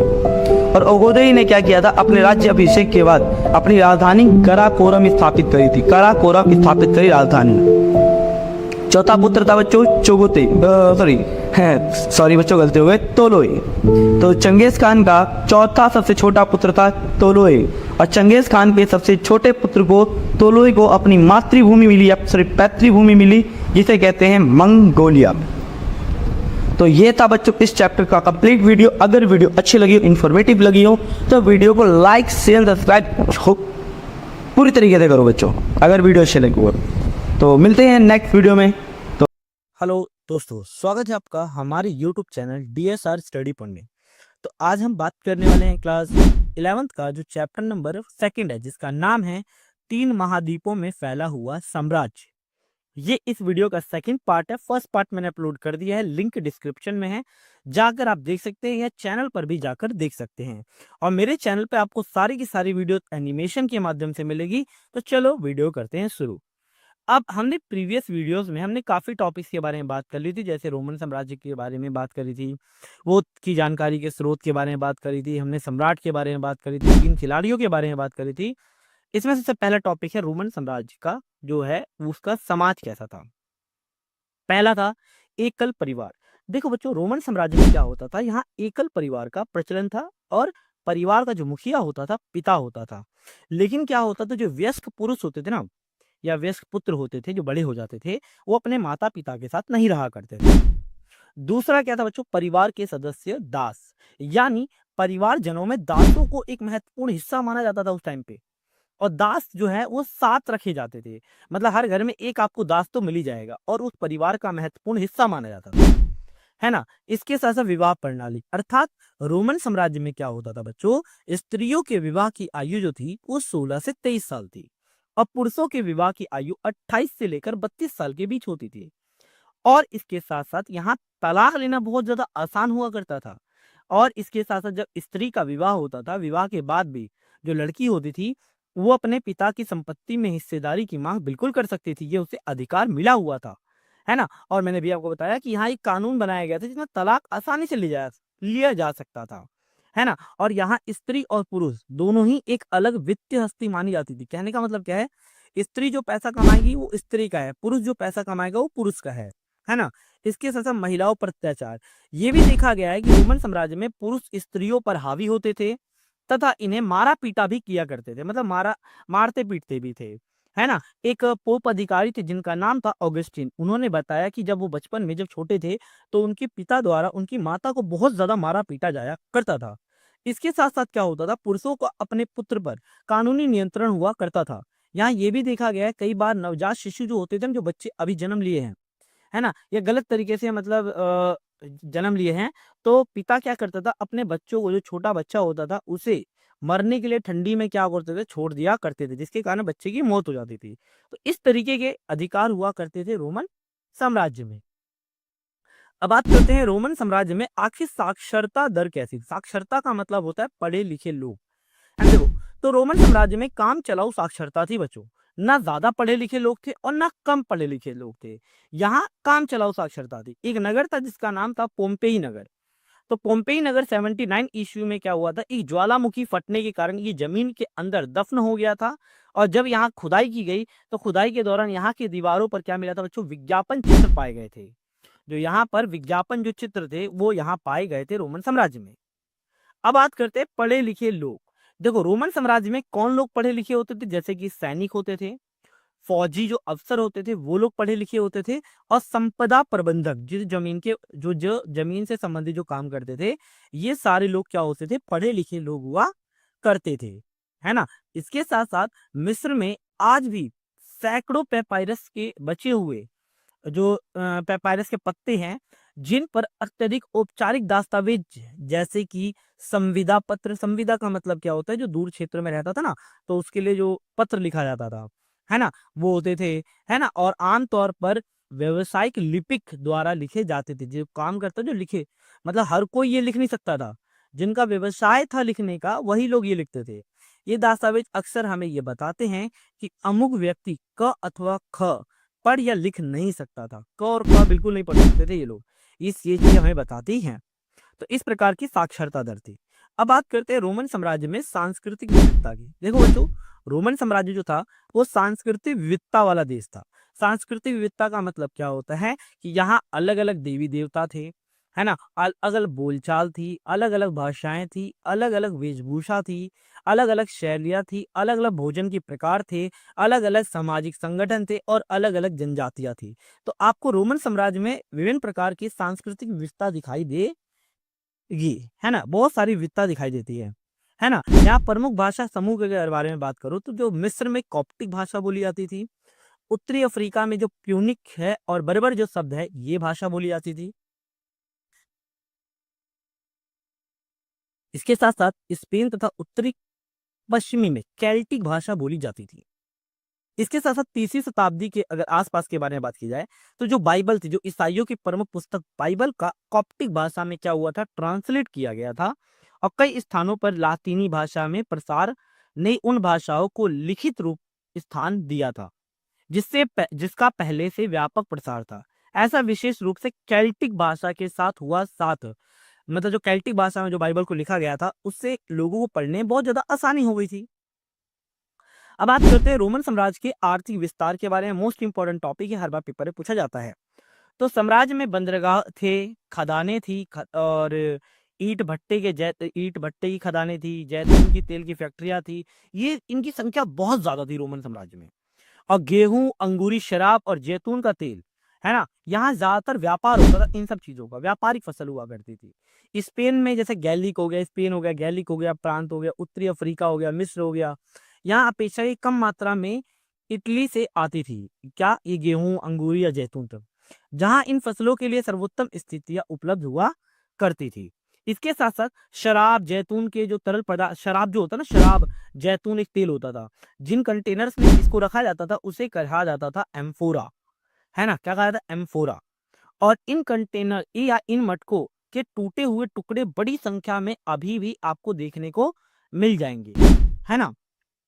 कहाँ मिलेंगे आप लोगों को, रोम में मोंटी टेस्टिट्यू एक जगह है, यहाँ इस प्रकार के कंटेनर 5 करोड़ कंटेनर पाए गए, या इससे ही बहुत ज्यादा कंटेनर पाएगा, आपको चित्र में भी दिख रहा होगा। जैतून का तेल मुख्य रूप से ऐसे कंटेनर में रखा जाता था जिन्हें ड्रेसल 20 भी कहा जाता था। क्यों ड्रेसल 20 कहते थे, क्योंकि इसकी खोज सबसे पहले भूमध्य सागर के निकट में हेनरी ड्रेसल ने की थी, इसीलिए इसे क्या कहते हैं, ड्रेसल 20 भी कहा जाता है। इसके साथ साथ इटली से कैंपेनिया, सिसिली, मिस्र और फ्यूम, गैलिली, जो बाइजेकियम, दक्षिणी गॉल, ये और गैलिली जो आपका बाइटिक हो गया, ये सारे एक ऐसे क्षेत्र थे जहां जनसंख्या ज्यादा थी। यूरोप में या रोमन साम्राज्य से ज्यादा जनसंख्या ये वाले, सबसे ज्यादा जनसंख्या वाले क्षेत्र यही थे। सिसिली और बाइजेकियम जो रोम के भारी मात्रा में यहाँ से गेहूं निर्यात करते थे रोम में। इस काल में जल शक्ति से चलाने के लिए प्रौद्योगिकी में प्रगति की गई थी।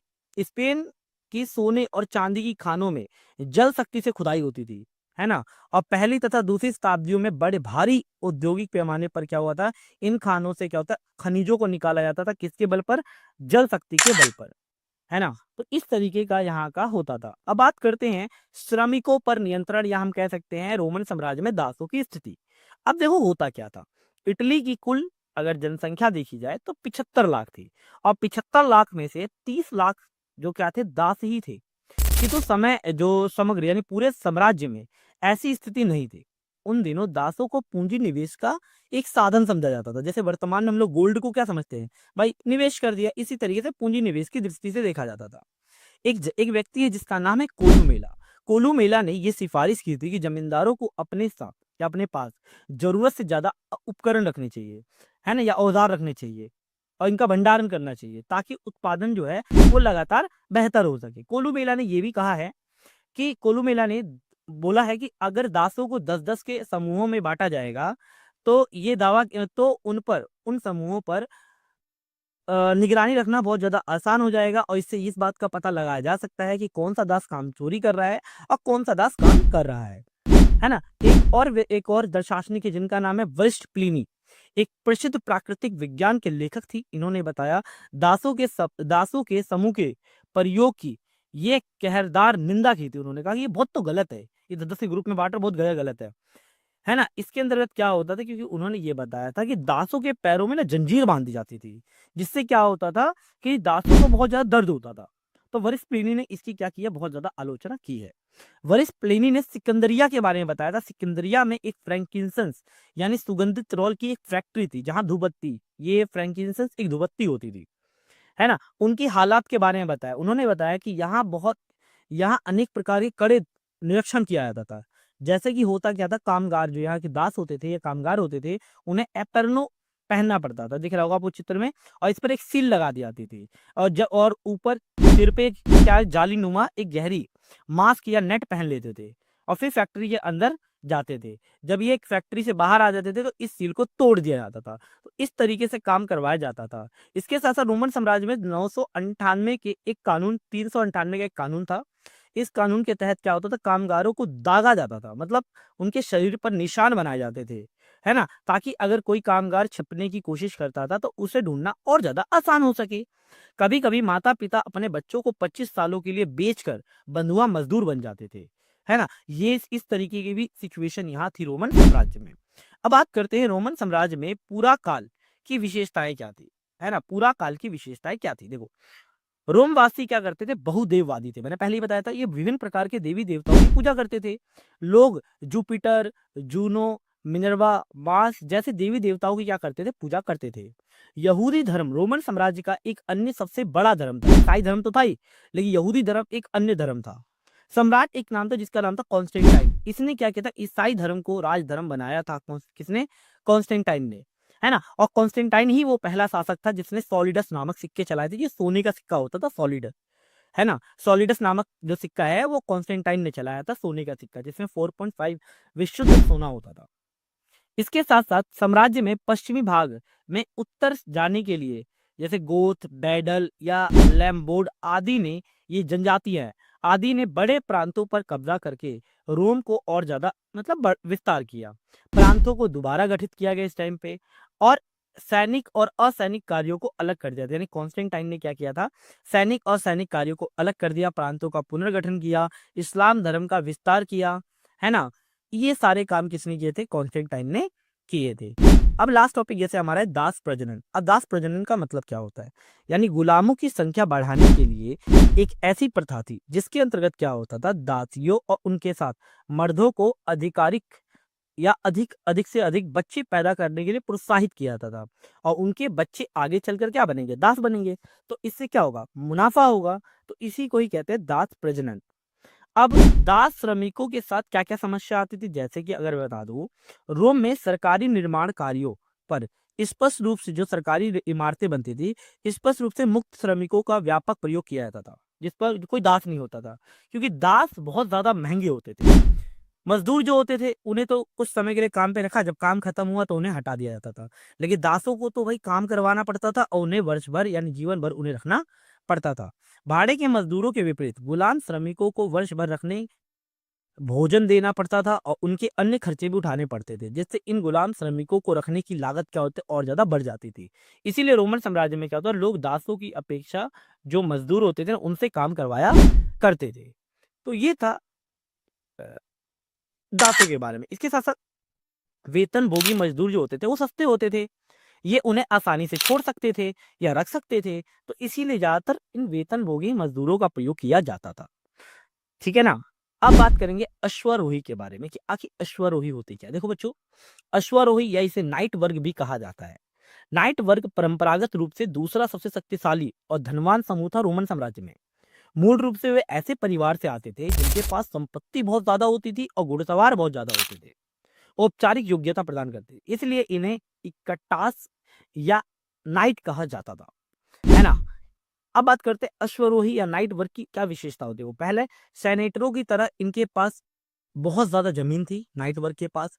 इसके साथ साथ ये सेनेटरों के विपरीत उनमें से कई लोग जहाजों के मालिक हुआ करते थे नाइटों के, और व्यापारी थे, साहूकार थे, है ना। और व्यापारिक क्रियाकलापों में ये क्या होते ज्यादा शामिल हुआ करते थे। कौन? नाइट जो वर्ग था ये ज्यादातर शामिल हुआ करते थे। तो ये था इस वीडियो का कंप्लीट पार्ट। ये चैप्टर मैंने ज्यादातर कवर कर दिया है और ज्यादातर टॉपिक्स को इसमें मैंने कवर कर दिया है। अगर आप लोग वीडियो अच्छी लगी हो, इन्फॉर्मेटिव लगी तो प्लीज वीडियो को लाइक, शेयर एंड सब्सक्राइब जरूर करें। मिलते एक नई वीडियो से, धन्यवाद। हेलो दोस्तों, स्वागत है आपका हमारे YouTube channel DSR study point में। तो बच्चों, आज हम क्लास 11th का हिस्ट्री का जो 4th चैप्टर है जिसका नाम है 3 वर्ग, इस चैप्टर के बारे में बात करने वाले हैं बच्चों। ये इस वीडियो को जितना मैंने आसानी से समझाने की कोशिश करी है आपको देखते हैं, ठीक है। चलिए आइए, तो चैप्टर का नाम है 3 वर्ग। तो इस अध्याय में हम क्या पढ़ेंगे बच्चों, 9वीं से लेकर 16वीं शताब्दी के मध्य का इतिहास पढ़ने वाले हैं। और इसमें इस बात के बारे में बात करने वाले हैं कि आखिर जो यूरोपीय समाज था उनमें कौन कौन से सामाजिक, आर्थिक और राजनीतिक बदलाव आए थे। तो चलिए आइए शुरू करिए। अगर पहले बात की जाए आखिर यूरोपीय समाज के बारे में, तो बच्चों जो यूरोपीय समाज था वो मुख्यतः 3 वर्गों में बांटा हुआ था। पहले वर्ग में आते थे बच्चों पादरी वर्ग, दूसरे में आते थे बच्चों अभिजात वर्ग और तीसरे में आता था बच्चों कृषक वर्ग। इस प्रकार से यूरोपीय जो समाज था वो 3 भागों में बटा हुआ था। अब पहले यानी पादरी वर्ग के बारे में बात करते, आखिर था क्या। तो बच्चों होता क्या था कि जो ईसाई समाज था, जिन जिन लोगों ने ईसाई धर्म को धारण कर रखा था, तो ईसाई समाज का जो मार्गदर्शन होता था वो पादरी और बिशप करते थे, ठीक है ना। पादरी और बिशप क्या करते थे, ईसाई समाज का मार्गदर्शन करते थे। और इसके साथ पश्चिमी रोम में कौन होते थे बच्चों, पोप का काफी ज्यादा वर्चस्व हुआ करता था। तथा इनका क्या होता था कि कैथोलिक चर्च पर नियंत्रण होता था, यानी रोम के यानी यूरोप के जो चर्च होते थे उन्हें कैथोलिक चर्च कहा जाता था। इसके साथ साथ क्या होता बच्चों, ये प्रथम वर्ग के लोग थे, यानी इन्हें पहले वर्ग में रखा जाता था। और प्रत्येक गांव में क्या होता था, अपना एक अलग क्या होता था, चर्च हुआ करता था। गांव के लोग क्या करते थे बच्चों, हर रविवार को पादरी के जो धर्म उपदेश होते थे, जो धर्म के बारे में ज्ञान की बातें बोलते थे, उनकी बातों को सुनने के लिए हर रविवार को इकट्ठा होते थे। और प्रत्येक व्यक्ति क्या करता था, लेकिन देख लेना कि क्या होता था, यूरोप में क्या होता, हर व्यक्ति पादरी नहीं बन सकता था। विशेषकर किसान और दास और स्त्रियां तो बिल्कुल ही नहीं बन सकती थी। और इसके साथ साथ जो भी पुरुष अगर पादरी बनता था उसे शादी करने की अनुमति नहीं थी। आप पादरी बन जाओ, पादरी बनने के बाद शादी करने की उसे अनुमति नहीं होती थी। और जो बिशप होते थे, मतलब यहाँ जो बिशप होते थे बच्चों, बिशप की काफी ज्यादा शक्तिशाली होते थे और इनके पास काफी ज्यादा धन हुआ करता था, मतलब पैसा जो था वो काफी ज्यादा हुआ करता था और बड़ी बड़ी इनकी जमीनें हुआ करती थी। इसके साथ साथ क्या होता था, अब बात करते हैं कि जो चर्च होता था, चर्च के पास आय के स्रोत क्या होते थे, मतलब चर्च पैसा कहाँ से लेकर आता था। तो बच्चों पहला है रीजन, किसानों द्वारा लिया गया टैक्स, यानी चर्च के पास ये अधिकार था कि चर्च क्या करता था, जो किसान होता था, किसान जितना भी उत्पादन करता था उसका जो 10% भाग है वो चर्च लिया करता था। और इस प्रकार के टैक्स को टित कहा जाता था। दूसरा क्या होता था, जो अमीर लोग होते थे अपने और अपने परिवार की कल्याण हेतु, यानी अमीर लोग क्या होते थे, अपने कल्याण और अपने रिश्तेदारों के कल्याण हेतु चर्च को क्या करते थे, दान देते थे। या अपने रिश्तेदार में अगर किसी की मृत्यु हो जाए तो उनकी आत्मा को शांति मिले या उनके रिश्तेदार खुश रहें, इसके लिए क्या होते थे, वो दान दिया करते थे, जो चर्च के आय का मुख्य स्रोत था। अब बात करते हैं भिक्षुओं का जीवन। बच्चों भिक्षु मतलब था क्या, तो भिक्षु क्या होते थे बच्चों, स्थायी श्रद्धालुओं का एक वर्ग था। ये क्या करते थे, जो भिक्षु होते थे बच्चों, ये एकांत यानी अकेला जीवन पसंद करते थे। और इनका एक अलग ही धार्मिक ग्रुप था, धार्मिक समुदाय था, यानी धार्मिक समुदायों में रहा करते थे, जिसे एबी मोनेस्ट्री या मठ भी कहा जाता है। और इसके साथ जो भिक्षु होते थे ये अधिकतर लोगों के बीच यानी ज्यादातर लोगों के बीच में नहीं रहते थे, एकांत जीवन जीना ज्यादा पसंद किया करते थे। अगर बात की जाए बच्चों, 2 सबसे अधिक प्रसिद्ध मठ हैं। एक है जो 529 में इटली में स्थापित किया गया था, जिसका नाम था सेंट बेनेडिक्ट। और दूसरा बच्चों मठ है जो 910 में क्या हुआ था, क्लूनी में स्थापित है, मतलब बरगंडी एक जगह है यूरोप में, बरगंडी में क्लूनी। ये 2 चर्च हुआ करते थे जो काफी प्रसिद्ध चर्च होते थे। इसके साथ साथ भिक्षु अपना सारा जीवन आपे में रहते थे और समय ज़्यादातर प्रार्थना करने में, पढ़ने में और कृषि जैसे शारीरिक काम करते रहते थे, कभी भी खाली नहीं बैठा करते थे। पादरी के कार्य के अलग ही क्या करते थे, भिक्षु की जिंदगी क्या होती है, पुरुष और स्त्रियां दोनों ही बन सकती थी। मतलब जो भिक्षु होते थे बच्चों, ये स्त्री और पुरुष दोनों ही बन सकते थे। पुरुषों को मोंग कहा जाता था और स्त्रियों को नन कहा जाता था। अब बात करते हैं पादरियों की तरह भिक्षु और भिक्षुणियों भी क्या होता था बच्चों, विवाह नहीं करते थे, ठीक है ना, दोनों ही। और 13वीं सदी में क्या हुआ था, भिक्षुओं के एक अन्य समूह था जिसे फायर कहते थे। इसके साथ साथ क्या होता था, जो भिक्षुओं का एक वर्ग था जो एक के स्थान से दूसरे स्थान पर घूम घूम कर लोगों को उपदेश देता था और उससे जो दान प्राप्त होता था उससे आजीविका चलाया करता था। अब बात करते हैं आखिर भिक्षुओं के कुछ नियम भी थे। जैसे बच्चों अध्याय 6 में बता रखा है भिक्षुओं को बोलने की आज्ञा नहीं थी। कभी कभी उन्हें बोलने दिया जाता था। 7 में बोल रखा है विनम्रता का अर्थ होता है आज्ञा का पालन करना। इनका मतलब विनम्रता वाला व्यवहार था। और अध्याय 33 में कहा गया किसी भी भिक्षु को कोई भी निजी संपत्ति रखने की अनुमति नहीं थी। अब बात करते हैं चर्च और समाज, यानी यूरोपवासी क्या होते थे बच्चों, ईसाई बन गए थे, पर उन्होंने अभी भी कुछ हद तक जो तो चमत्कार और अपने रीति रिवाज से जुड़े हुए थे, अभी उन्होंने छोड़ा नहीं था। 4वीं शताब्दी में क्या होता है, जो क्रिसमस या ईस्टर्न कैलेंडर की महत्वपूर्ण तिथियां बन गई थी। जैसे आपको पता है 25 दिसंबर को ईसाई में काफ़ी महत्वपूर्ण माना जाता है, क्योंकि ईसा मसीह का दिन जन्म हुआ था। और इस दिन क्या करते हैं बच्चों, ये लोग कोई काम वाम नहीं करते हैं, ठीक है। वैसे तो ये दिन काफ़ी प्रार्थना करने वाला दिन होता है, परंतु ये लोग क्या करते हैं, अधिकतर समय मौज मस्ती में, ठीक है ना, गवाते हैं या कि धार्मिक स्थल में चले जाते हैं, कोई मंदिर में, ईसाई चर्च में चले जाते हैं, ठीक है बच्चों।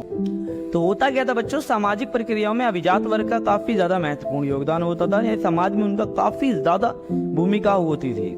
ऐसा क्यों होता था, क्योंकि उनके पास काफी ज्यादा बड़ी बड़ी क्या होती थी बच्चों, जमीनें हुआ करती थी। और इसके साथ साथ यहाँ एक वैसलेज नामक प्रथा थी, यानी राजा और प्रजा का जुड़ाव क्या था बच्चों, वैसलेज नामक प्रथा के कारण था, ठीक है बच्चों। इसके साथ साथ अब बात करते हैं आखिर अभिजात वर्ग की शक्तियां क्या होती थी। तो इससे पहले एक और चीज बता दो बच्चों, वैसलेज प्रथा तो मैंने आपको बता दी। और यहाँ क्या होता था, एक शासक होता जिसे लॉर्ड कहा जाता था। लॉर्ड का अर्थ होता रोटी देने वाला। तो लॉर्ड का भी क्या होता था, यहाँ वर्चस्व हुआ करता था। अब बात करते हैं अभिजात वर्ग की शक्ति।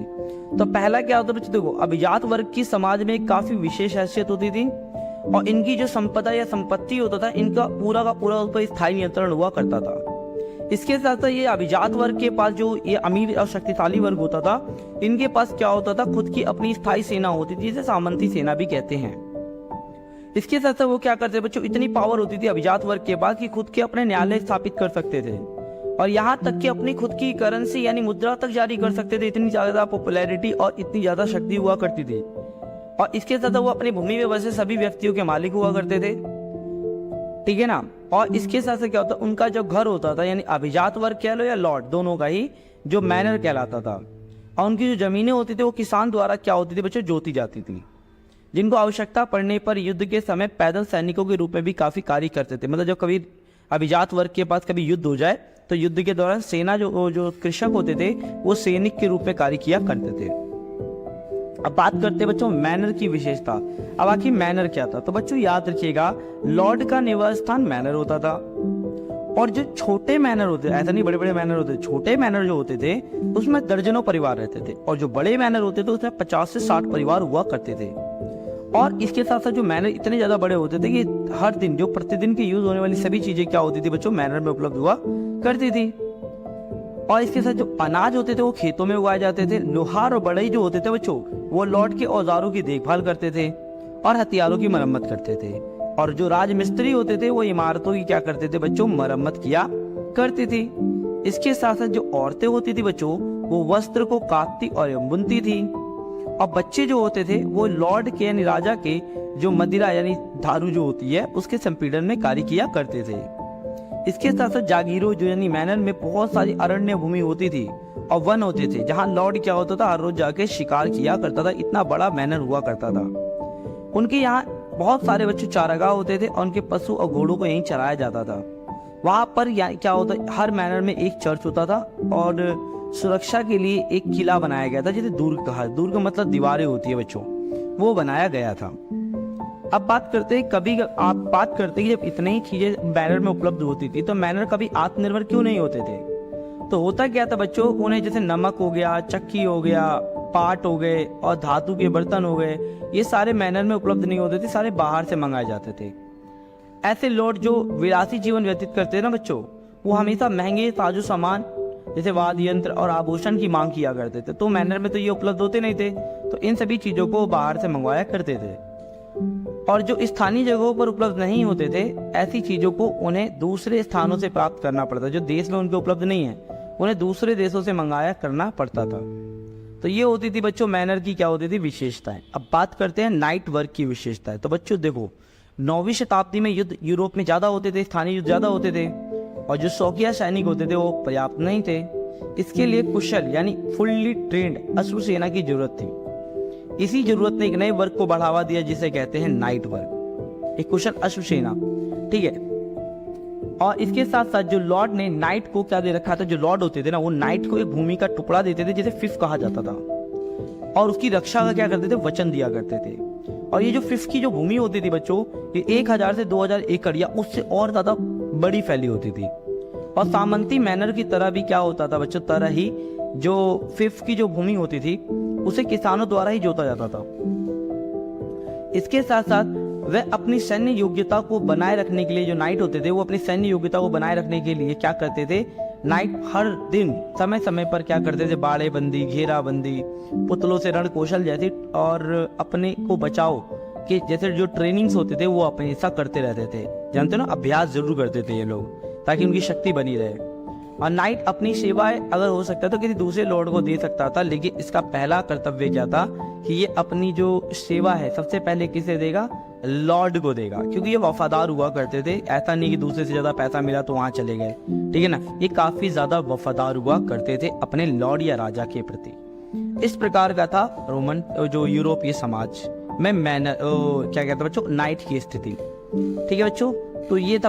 हेलो दोस्तों, स्वागत है आपका हमारे YouTube channel DSR study point में। तो बच्चों आज हम बात करने वाले हैं क्लास 11th का चैप्टर नंबर 4 है जिसका नाम है 3 वर्ग।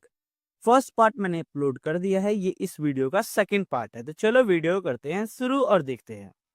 देखो प्रीवियस वीडियो में मैंने आप लोगों को दोनों वर्गों के बारे में बता दिया था, इसमें हम तीसरे वर्ग के बारे में बात करेंगे। तो यूरोपीय समाज में जो तीसरा वर्ग था वो था कृषक वर्ग। और यूरोप में अगर बात की जाए, यहाँ कृषक भी दो प्रकार के होते थे, एक होता था स्वतंत्र कृषक और दूसरा होता था दास कृषक। दास कृषक जो है ना बच्चों, अगर मैं बात करूं, दास कृषक जो है वो क्या है, इसे सर्फ भी कहा जाता था, अंग्रेजी में टू सर्वेंट कहा जाता है ना, तो ये सर्फ से बना है। अब बात करते हैं, सबसे पहले हम बात करेंगे कि आखिर स्वतंत्र कृषक कौन होते थे। देखो स्वतंत्र कृषक क्या होते थे, अपनी जो भूमि है ना वो लॉर्ड के काश्तकार के रूप में देखते थे, यानी उन्हीं की जमीनों पर क्या करते थे, ये लोग खेती किया करते थे। इसके साथ साथ जो पुरुष होते थे, पुरुषों को सैनिक सेवा में योगदान करना बहुत ज्यादा जरूरी था। यानी साल में अगर देखा जाए, साल में 40 दिन किसानों को, जिनमें पुरुष होते थे, उन्हें राजा के सेना के रूप में कार्य करना पड़ता था। इसके साथ साथ कृषकों के जो परिवार होते थे वो क्या करते थे, लॉर्ड की जागीरों में जाकर काम करते थे। कहाँ, कितना, सप्ताह यानी हफ्ते में 3 दिन जाके उन्हें उनकी जागीर में जाकर क्या करना पड़ता था, काम करना पड़ता था। और इस मेहनत से अगर होने वाला उत्पादन है, या इस मेहनत से है ना जो भी प्राप्त होता था किसानों को, उसे श्रम अधिशेष कहते थे। इसके साथ साथ सीधे लॉर्ड के पास जाता था ये। इसके अतिरिक्त उनसे बहुत सारे अन्य काम भी लिए जाते थे, जैसे कि अगर हम बात करें, गड्ढे खुदवाना, जलाने के लिए लकड़ियां इकट्ठा करना, पहाड़ बनवाना, है ना, सड़कें बनवाना, इमारतों की मरम्मत करवाना, ये सारे काम भी किसानों से कराए जाते थे। और इसके लिए उन्हें कोई भी एक्स्ट्रा पेमेंट या कोई एक्स्ट्रा शुल्क नहीं दिया जाता था, है ना। इसके साथ साथ खेतों में मदद करने के अतिरिक्त जो स्त्रियां होती थी ना, है ना, जो बच्चे होते थे वो अन्य कार्य करते थे, जैसे कि सूत काटती थी स्त्रियां, है ना, कपड़ा बुनती थी, मोमबत्ती बनाती थी। वहीं इसके साथ साथ अगर हम बात करें, लॉर्ड के उपयोग हेतु जो बच्चे होते थे वो अंगूरी शराब जो होती थी वो निकाला करते थे, और उससे जो शराब या मदिरा बनाया करते थे, आपको चित्र में भी दिख रहा होगा। इसके साथ साथ इन किसानों से एक प्रत्यक्ष कर लिया जाता था, ठीक है ना। इस कर को हम टैली कहते थे, जो राजा सीधा कृषकों से लेता था, है ना। पहला और दूसरा वर्ग क्या होता था, इस जो टैक्स से ना मुक्त था। ये टैक्स केवल तीसरे वर्ग के किसानों से लिया जाता था। दूसरे आते थे दास कृषक, है ना। अब दास कृषक कौन होते थे, तो जो अपने गुजारे के लिए क्या करते थे, जिन भूखंडों पर कृषि करते थे वो किसका जमीन होती थी, लॉर्ड की जमीन होती थी, है ना। और वे उन भूखंडों पर क्या करते थे, या उस जमीन पर कृषि करते थे जो केवल लॉर्ड के स्वामित्व में होती थी। उन्हीं जमीनों पे जाके ये लोग क्या करते थे, खेती किया करते थे। इसके लिए कोई भी इन्हें मेहनताना या मजदूरी नहीं दी जाती थी। लॉर्ड की आज्ञा के बिना ये लोग तो उसकी जागीर भी नहीं छोड़ सकते थे, है ना। सैलरी की तो अलग बात है, लॉर्ड ही इन्हें खाना वाना देता था, ठीक है, उनकी जागीर में काम कर सकते थे, किसी दूसरे की जागीर में जाके काम नहीं कर सकते थे, है ना। इसके साथ साथ सर्फ, अभी मैंने बताया ना, दास किसानों को सर्फ भी कहा जाता था। सर्फ केवल अपने लॉर्ड की चक्की में ही आटा पीस सकते थे, है ना, उनके तंदूर में रोटी पका सकते थे और उनके लिए मदिरा जो संपीड़न है या मदिरा बना सकते थे या बियर तैयार कर सकते थे, है ना, केवल अपने लॉर्ड के लिए। किसी दूसरे लॉर्ड के लिए ये सारे काम वो बिल्कुल भी नहीं कर सकते थे, इन पर पाबंदी लगाई गई थी। इसके साथ साथ लॉर्ड ये भी तय करता था कि किस किसान को किसके साथ विवाह होगा या शादी होगी। फिर कृषि अगर किसी किसान को कोई लड़की अगर पसंद आ जाती थी तो लॉर्ड उसे आशीर्वाद दे सकता था, लेकिन इसके लिए उसे एक्स्ट्रा पेमेंट देनी पड़ती थी लॉर्ड को, है ना, अलग से क्या देना पड़ता था, पैसा देना पड़ता था। तो ये था दास किसानों की या कृषकों की यहाँ स्थिति थी। अब बात करेंगे सामंतवाद का इंग्लैंड में विकास किस प्रकार हुआ था। देखो बच्चों, हुआ क्या था, छठी सदी में क्या हुआ था, यूरोप से दो व्यक्ति आए थे, एक का नाम था एंजिल और दूसरे का नाम था सेक्शन, है ना, इसीलिए उस टाइम पे इंग्लैंड का नाम एंजिलैंड पड़ गया था, रख दिया गया था। अब हुआ क्या कि 11वीं शताब्दी में नारमंडी एक जगह है, नारमंडी से एक शासक आया जिसका नाम था ड्यूक विलियम। अब ड्यूक विलियम क्या हुआ, इंग्लिश चैनल को पार करके इंग्लैंड पहुंचा और इंग्लैंड पहुंचने के बाद उसने क्या किया, यानी इंग्लैंड के राजा सेक्शन को क्या कर दिया, उसने पराजित कर दिया या हरा दिया और हराने के पश्चात इंग्लैंड का राजा बन गया ड्यूक विलियम, है ना। इसके बाद जब ड्यूक विलियम गया तो इसके साथ साथ अगर हम बात करें, ड्यूक विलियम जब गया तो ड्यूक विलियम का ही पुत्र आया जिसका नाम था विलियम प्रथम। अब उसने काफी काम किए, जैसे कि उसने क्या किया, भूमि को नपवाया, नक्शे तैयार कराए और अपने साथ जो 180 नार्मन अभिजातों को लेकर आया था ना, उन सभी को क्या किया, ये सारी की सारी जमीन बांट दी ताकि जरूरत पड़ने पर ये अभिजात वर्ग उसकी सहायता कर सके, उसके लिए सेना दे सके, है ना। यही लॉर्ड राजा के प्रमुख क्या बन गए थे, काश्तकार के रूप में बन गए, जिसे वे सैन्य सहायता की उम्मीद कर सकते थे। ठीक है, जो भी मैंने आपको बताया। अब बात करते हैं प्रारंभ में कृषि व्यवस्था, यानी ये 11वीं शताब्दी से पहले की कृषि व्यवस्था के बारे में बताया जा रहा है। तो 11वीं शताब्दी से पहले की कृषि व्यवस्था क्या थी, तो बहुत ज्यादा आदिम थी, बहुत ज्यादा पुरानी थी। किसानों को मिलने वाली जो अगर बात की जाए प्रौद्योगिकी टेक्निकल जो अगर हेल्प बोला जाए ना, वो बैलों से मिलती थी, बैलों के जोड़ी से चलने वाली लकड़ी के हल से मिलती थी, है ना। ये हल केवल पृथ्वी की सतह को खुरद सकता था, पृथ्वी की जो आंतरिक गहराई में ये खुदाई नहीं कर सकता था, जिसके कारण भूमि की जो नेचुरल पौष्टिक आहार होते हैं या प्राकृतिक उर्वरता वो बाहर नहीं निकल पाती थी, है ना। इसके साथ साथ भूमि को ये लोग क्या करते थे, साल में, ठीक है ना, 4 साल में एक बार हाथों से खोदा करते थे, है ना, जिसके कारण उन्हें बहुत ज्यादा मेहनत करनी पड़ती थी, बहुत ज्यादा ये लोग मेहनत करते थे, ठीक है ना। इसके साथ साथ ये लोग क्या करते थे, भूमि को दो भागों में बांट देते थे। एक भाग में सर्दियों में ये लोग क्या करते थे, गेहूं बोया करते थे, दूसरी और अगले साल ही दूसरी को परती छोड़ देते थे। फिर अगले वर्ष क्या करते थे, परती भूमि पर ये लोग राई बोया करते थे, है ना, और फिर पहली भूमि को खाली छोड़ दिया करते थे। इस तरीके से ये लोग प्रभावहीन तरीकों का प्रयोग करते थे, जिसके कारण इन्हें कोई फायदा नहीं मिलता था, है ना। तो ये सारी दिक्कतें इनके सामने आ रही थी। अब नई कृषि प्रौद्योगिकी, यहाँ से क्वेश्चन बन जाएगा, 11वीं शताब्दी के बाद खेती में किस तरीके से उन्नति आई। अब इन्होंने थोड़ा सा दिमाग लगाया कि भैया हमें तो डेवलपमेंट करना है खेती के अंदर, तो इन्होंने क्या किया, कुछ अलग अलग चीजें करी, जैसे कि लकड़ी से बने हल के स्थान पर इन्होंने लोहे के हल का प्रयोग किया। क्यों, क्योंकि लोहे का जो हल होता था वो जमीन की अत्यधिक गहराई तक जा सकता था, जिसके कारण जमीन की जो प्राकृतिक उर्वरता है वो बाहर आ सकती थी, पहला काम किया। दूसरा, इन्होंने साँचेदार पटरों का प्रयोग किया। आज भी आप गाँव में देखोगे, जब ट्रैक्टर चलाया जाता है, अभी तो ट्रैक्टर हो गया है, लेकिन पहले जब हल चलाया जाता था क्योंकि पीछे में एक साँचेदार पटरा होता था जिसपे एक व्यक्ति खड़ा हो जाता था, है ना। तो इस तरीके से इसके साथ साथ जो गले के स्थान पर जो जुआ जुआ मतलब रस्सी, अब है ना कंधे पर बांधा जाने लग गया था, जिसके कारण पशुओं को और ज्यादा शक्ति मिलने लग गई थी। पहले गर्दन में बांधी जाती थी, ठीक है ना, लेकिन अब कंधों पर बांधा जाने लग गया था। इसके साथ साथ क्या किया, घोड़ों के खुर मतलब होता है पैरों, यानी घोड़ों के पैरों को सुरक्षित करने के लिए लोहे की नाल लगाई गई, जिसके कारण उसके पैर क्या हो सके, सुरक्षित रह सके। इसके साथ साथ कृषि के लिए जल शक्ति और वायु शक्ति का प्रयोग किया गया था, बहुत ज्यादा बड़े पैमाने पर किया गया, है ना। और इसके साथ साथ इन्होंने एक और चेंजेस किया, 2 खेतों की प्रणाली के स्थान पर 3 खेती वाली प्रणाली का उपयोग किया, है ना। इसमें क्या होता था, इस व्यवस्था में कृषक 3 वर्षों में 2 वर्ष तो खेती करता था, है ना, 1 वर्ष पे मतलब दोनों जमीन में खेती करेगा और तीसरी जमीन को क्या करता था, खाली छोड़ देता था, है ना। बस शर्तें एक थी, फसल शरद ऋतु में और उसके 1.5 वर्ष पश्चात वसंत ऋतु में बोया जाता था, है ना। इस तरीके से इन्होंने ये खेती की तरीका अपनाया, जिसके कारण कृषि उत्पादकता में क्या हुई थी, बढ़ोतरी हो गई थी। अब बात करते हैं चौथा वर्ग, नए नगर और नगरवासी।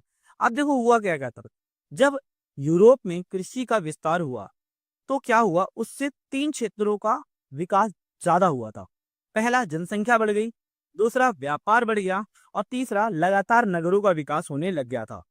अब यूरोप की जनसंख्या अगर हम बात करें 1000 में लगभग 420 लाख थी, और जो बढ़कर 1200 में लगभग 620 लाख हो गई, और 1300 में 730 लाख हो गई थी जनसंख्या। अब भाई जनसंख्या क्यों बढ़ी, क्या रीजन था, तो क्यों, तो उन लोगों को बेहतर आहार मिलने लग गया था, है ना, अच्छा भोजन मिलने लग गया था। अब खाने के लिए जब उन्हें अच्छा मिलने लग गया तो उनकी जीवन अवधि बढ़ गई। 13वीं सदी में अगर हम बात करें तो एक औसतन यूरोप वासी की, है ना, 8वीं सदी की तुलना में 10 वर्ष ज्यादा जीता था। यानी उनकी 10 वर्ष उम्र जो है वो बहुत ज्यादा बढ़ गई थी। और विशेषकर पुरुषों की तुलना में स्त्रियों और बालिकाओं की जीवन की अवधि छोटी होती थी। यानी जो पुरुष होते थे वो दीर्घायु जीते थे, लेकिन स्त्रियां जो होती थी थोड़ा कम जिया करती थी, है। क्यों, पुरुष को बेहतर भोजन मिलता था, स्त्रियों को, अब तुम्हें पता है थोड़ा सा जो लड़कियां होती है ना, वो पेट वेट कम करती होंगी यार, मुझे क्या पता, तुम खुद जानो, चलो ठीक है। कृषकों के पास अपनी जरूरत थी, जब ज्यादा फसल होती थी या खाद्य सामग्री होती थी, तो अब उन्हें क्या करना पड़ता था, इन खाद्य सामग्री को या इन फसलों को बेचने के लिए एक ऐसे स्थान की जरूरत थी जहां ये माल वो बेच सके। इस तरीके से क्या हुआ, बिक्री केंद्र स्थापित कर सके, किया गया, जहां वो अपना उपकरण या कपड़े वहां बेच सके या खरीद सके। इस जरूरत ने क्या किया था, मियादी हॉट मेलों को बढ़ावा दिया, छोटे विपणन केंद्रों का विकास किया गया। विपणन केंद्र का मतलब छोटे छोटे बाजारों की स्थापना की गई, और धीरे धीरे नगरों के लक्षण विकसित होने लग गए थे। और इस तरीके से एक नगर, चर्च, सड़कें, जहां व्यापारी और घर और दुकान का निर्माण किया गया था, और इस तरीके से नगरों का विकास हुआ था। तो देखो तीनों चीजें बच्चों यहाँ डेवलपमेंट हुआ, किस चीज का डेवलपमेंट हुआ, जनसंख्या का, है ना, व्यापार का और नगरों का विकास हुआ। अब बात करते हैं, नगर की हवा स्वतंत्र बनाती है, एज इट इज। ये क्वेश्चन प्रीवियस ईयर में पेपर में 3 नंबर में आया था बच्चों, ध्यान से सुनना। अब देखो हुआ क्या था कि स्वतंत्र होने की इच्छा रखने वाले बहुत सारे ऐसे कृषि दास थे या दास कृषक थे, जो भाग कर कहाँ आते थे, नगरों में आके छुप जाया करते थे, है ना। और अपने लॉर्ड की नजरों से कोई भी अगर कृषि दास या दास कृषक 1 वर्ष या 1 दिन तक छुप के रहता था या सफल रहता था, तो वो क्या होता था, स्वतंत्र हो जाया करता था या स्वाधीन नागरिक हो जाते थे। नगरों में रहने वाले अधिकतर जो व्यक्ति होते थे वो स्वतंत्र किसान या भगोड़े कृषि दास हुआ करते थे, लेकिन कार्य की दृष्टि से ये अकुशल थे, मतलब इन्हें कोई काम वाम नहीं आता था, इतना बेहतर कोई काम नहीं आता था, है ना। तो ये था वहां के नगरों की हवा स्वतंत्र बनाती है, इस तरीके से। अब बात करते हैं कैथेड्रल नगर। अब कैथेड्रल नगर का मतलब होता क्या, देखो बच्चों, अमीर लोगों द्वारा दिए गए दान से ना, या उनके द्वारा दिए गए दान से क्या होता था, विशालकाय चर्चों का निर्माण करते थे, और इन्हीं चर्चों को कैथेड्रल नगर कहा जाता था, क्योंकि अमीर लोगों के पास पैसा ज्यादा था, वो सोचते थे धन कहाँ खर्च करूं, तो वो क्या करते थे, चर्च को दान किया करते थे, और इस तरीके से बड़े बड़े चर्चों का निर्माण किया जाता था, जिन्हें कैथेड्रल नगर कहा जाता था। धीरे धीरे इसके आसपास आबादी रहने लग गई थी, और ये नगर जो होते नगरों के रूप में विकसित होने लग गए, जिसे कैथेड्रल नगर कहा जाता है। ये चर्च इस प्रकार से बनाए जाते थे कि जो पादरी या भिक्षु जो होते हैं ना, गाना गाना गाते हैं, उनकी जो आवाज है वो स्पष्ट रूप से सुनाई दे सके, इस तरीके से इसे बनाया जाता था। धीरे धीरे यही जो कैथेड्रल नगर जो थे ना, वो तीर्थ स्थल बन गए थे। इन कैथेड्रल चर्च, जो ये चर्च होता था, उसे इस प्रकार, यहाँ एक बहुत बड़ा घंटी होती थी, है ना, इसके साथ साथ इसे इस प्रकार से बनाया जाता था कि दिन के समय क्या होता था, सूर्य की रोशनी से क्या हो, इसका आंतरिक भाग रोशन होता था, और रात के समय क्या होता था, इसमें मोमबत्ती लगा दी जाती थी, जिसका आंतरिक भाग क्या होता था, इसका रोशन हुआ करता था। इसके साथ साथ कैथेड्रल जो चर्च होते थे, इनकी दीवारों पर या इनकी खिड़कियों पर अभिरंजित कांचों का प्रयोग किया जाता था, जिस पर बाइबल के जो कहानियों के जो चित्र उत्तीर्ण होते थे। अब क्यों होते थे, ताकि अनपढ़ लोग भी क्या कर सके, इन चित्रों को देखकर समझ सके, क्योंकि अनपढ़ व्यक्ति पढ़ तो सकता नहीं है, लेकिन देख के समझ तो सकता है ना। तो इनकी खिड़कियों पर अभिरंजित कांचों का प्रयोग किया गया था। अभिरंजित कांच ऐसे कांच होते थे जिस पर बाइबल की कथाओं का चित्र बनाया गया था, ताकि अनपढ़ लोग भी इसे समझ सके। बात करते हैं 14वीं सदी का संकट। अब हुआ क्या, देखो बच्चों 14वीं सदी में क्या हुआ था, मौसम में भारी परिवर्तन देखा गया था। यानी गर्मी की जगह तीव्र ठंडी ने जगह ले ली थी, है ना। अब ठंडियों ने जगह ले ली, जिसके कारण कृषि पैदावार वाले जो मौसम थे वो बहुत ज्यादा कम हो गए थे, है ना। और खेती में लगातार कमी हो गई थी, है ना। अब राजा को भी या लॉर्ड को भी क्या मिलने लग गया था, राजस्व जो टैक्स है वो बहुत कम मिलने लग गया था, है ना। और धीरे धीरे लोग कुपोषण के शिकार हुए और भारी मात्रा में इसके दौरान क्या हुए थे, लोगों की जो है मृत्यु हुई थी। दूसरा क्या था बच्चों, सोने और चांदी की खदानों में कमी। अर्थात अगर बात की जाए ऑस्ट्रिया और सर्बिया से क्या होता था बच्चों, चांदी आया करता था, लेकिन वहां की खदानों में चांदी कम पड़ गया, जिसके कारण क्या हुआ था, उस समय चलने वाले जो चांदी के सिक्के होते थे उनकी शुद्धता को घटा दिया गया था, है ना। उसकी प्योरिटी को और ज्यादा घटा दिया गया था, जिसे आर्थिक मंदी कहते हैं। तीसरा सबसे बड़ा संकट आया, प्लेग की महामारी। अब हुआ क्या था, इसके दौरान क्या हुआ था कि यूरोप में व्यापार ज्यादा होता था, तो व्यापार के दौरान क्या हो गए थे, जो जहाजों के माध्यम से चूहे आ गए। अब यूरोप में चूहे आ गए और इन्हीं चूहों से एक बीमारी फैल गई जिसे कहते हैं ब्यूबेनिक प्लेग। और इस प्लेग बीमारी ने या महामारी ने अनगिनत लोगों को मारा और अनगिनत पशु भी इसके अंदर मारे गए थे। इसीलिए इसे 14वीं सदी का संकट कहा जाता है। एक कहानी और सुनाता हूं, लेकिन आपके सिलेबस से नहीं है, लेकिन ध्यान से सुनना। एक बार होता क्या है कि यूरोप का एक राजा होता है। अब जब ये बीमारी ये फैल गई थी ब्यूबेनिक प्लेग, अब राजा सोचता है कि यार इस ब्यूबेनिक प्लेग बीमारी को कैसे कंट्रोल किया जाए। तो वो राज्य में एक आदेश जारी करता है। वो ये कहता है कि जो भी व्यक्ति इन चूहों को मार के लेके आएगा हम इनाम देंगे, और सबूत के तौर पे आपको चूहे की पूंछ लेके आनी पड़ेगी। लोगों को लगा अरे वाह बहुत अच्छा आइडिया है। अब राजा को लगा कि चल भाई अब लोग ही काम करेंगे। लेकिन हुआ क्या, अब लोगों ने चूहों की खेती करना शुरू कर दिया था। यानी चूहों को पालते थे। अब पालने के बाद क्या करते थे, है ना, चूहों की पूंछ काट कर राजा के पास ले जाते थे और राजा को दे देते, राजा उन्हें इनाम दे देता था। अब राजा यहाँ परेशान हो जाता था कि यार इतना सारा काम कर रहा हूँ, इतने ज्यादा इनाम दे रहा हूँ, लेकिन फिर भी ये चूहे कम क्यों नहीं हो रहे। जब पता लगाया गया तो पता चला कि इसकी पूरी पूरी खेती हो रही है। तब जाके राजा ने इस स्कीम को रुकवा दिया था। तो ऐसे ऐसे तेजस्वी लोग भी यूरोप में मौजूद थे। तो बच्चों ये था इसका लास्ट पार्ट और अंतिम पार्ट। ठीक है ना बच्चों, अगर आप लोग वीडियो अच्छी लगी हो, इन्फॉर्मेटिव लगी हो, तो प्लीज वीडियो को लाइक शेयर एंड सब्सक्राइब जरूर करें। और जितना हो सके बच्चों वीडियोस को शेयर करो। और आप लोग बहुत, मुझे देख रहा हूँ मैं, आप लोग बहुत अच्छे से मुझे सपोर्ट कर रहे हो। मेरा चैनल अब भी ग्रोथ हो रहा है, तो बस इसी तरीके से आप सपोर्ट करते रहिए। मैं आप लोगों की बेस्ट से बेस्ट वीडियो आप लोगों के लिए लेके आता रहूंगा। सो मिलते हैं आप लोगों से एक नई वीडियो के साथ। धन्यवाद।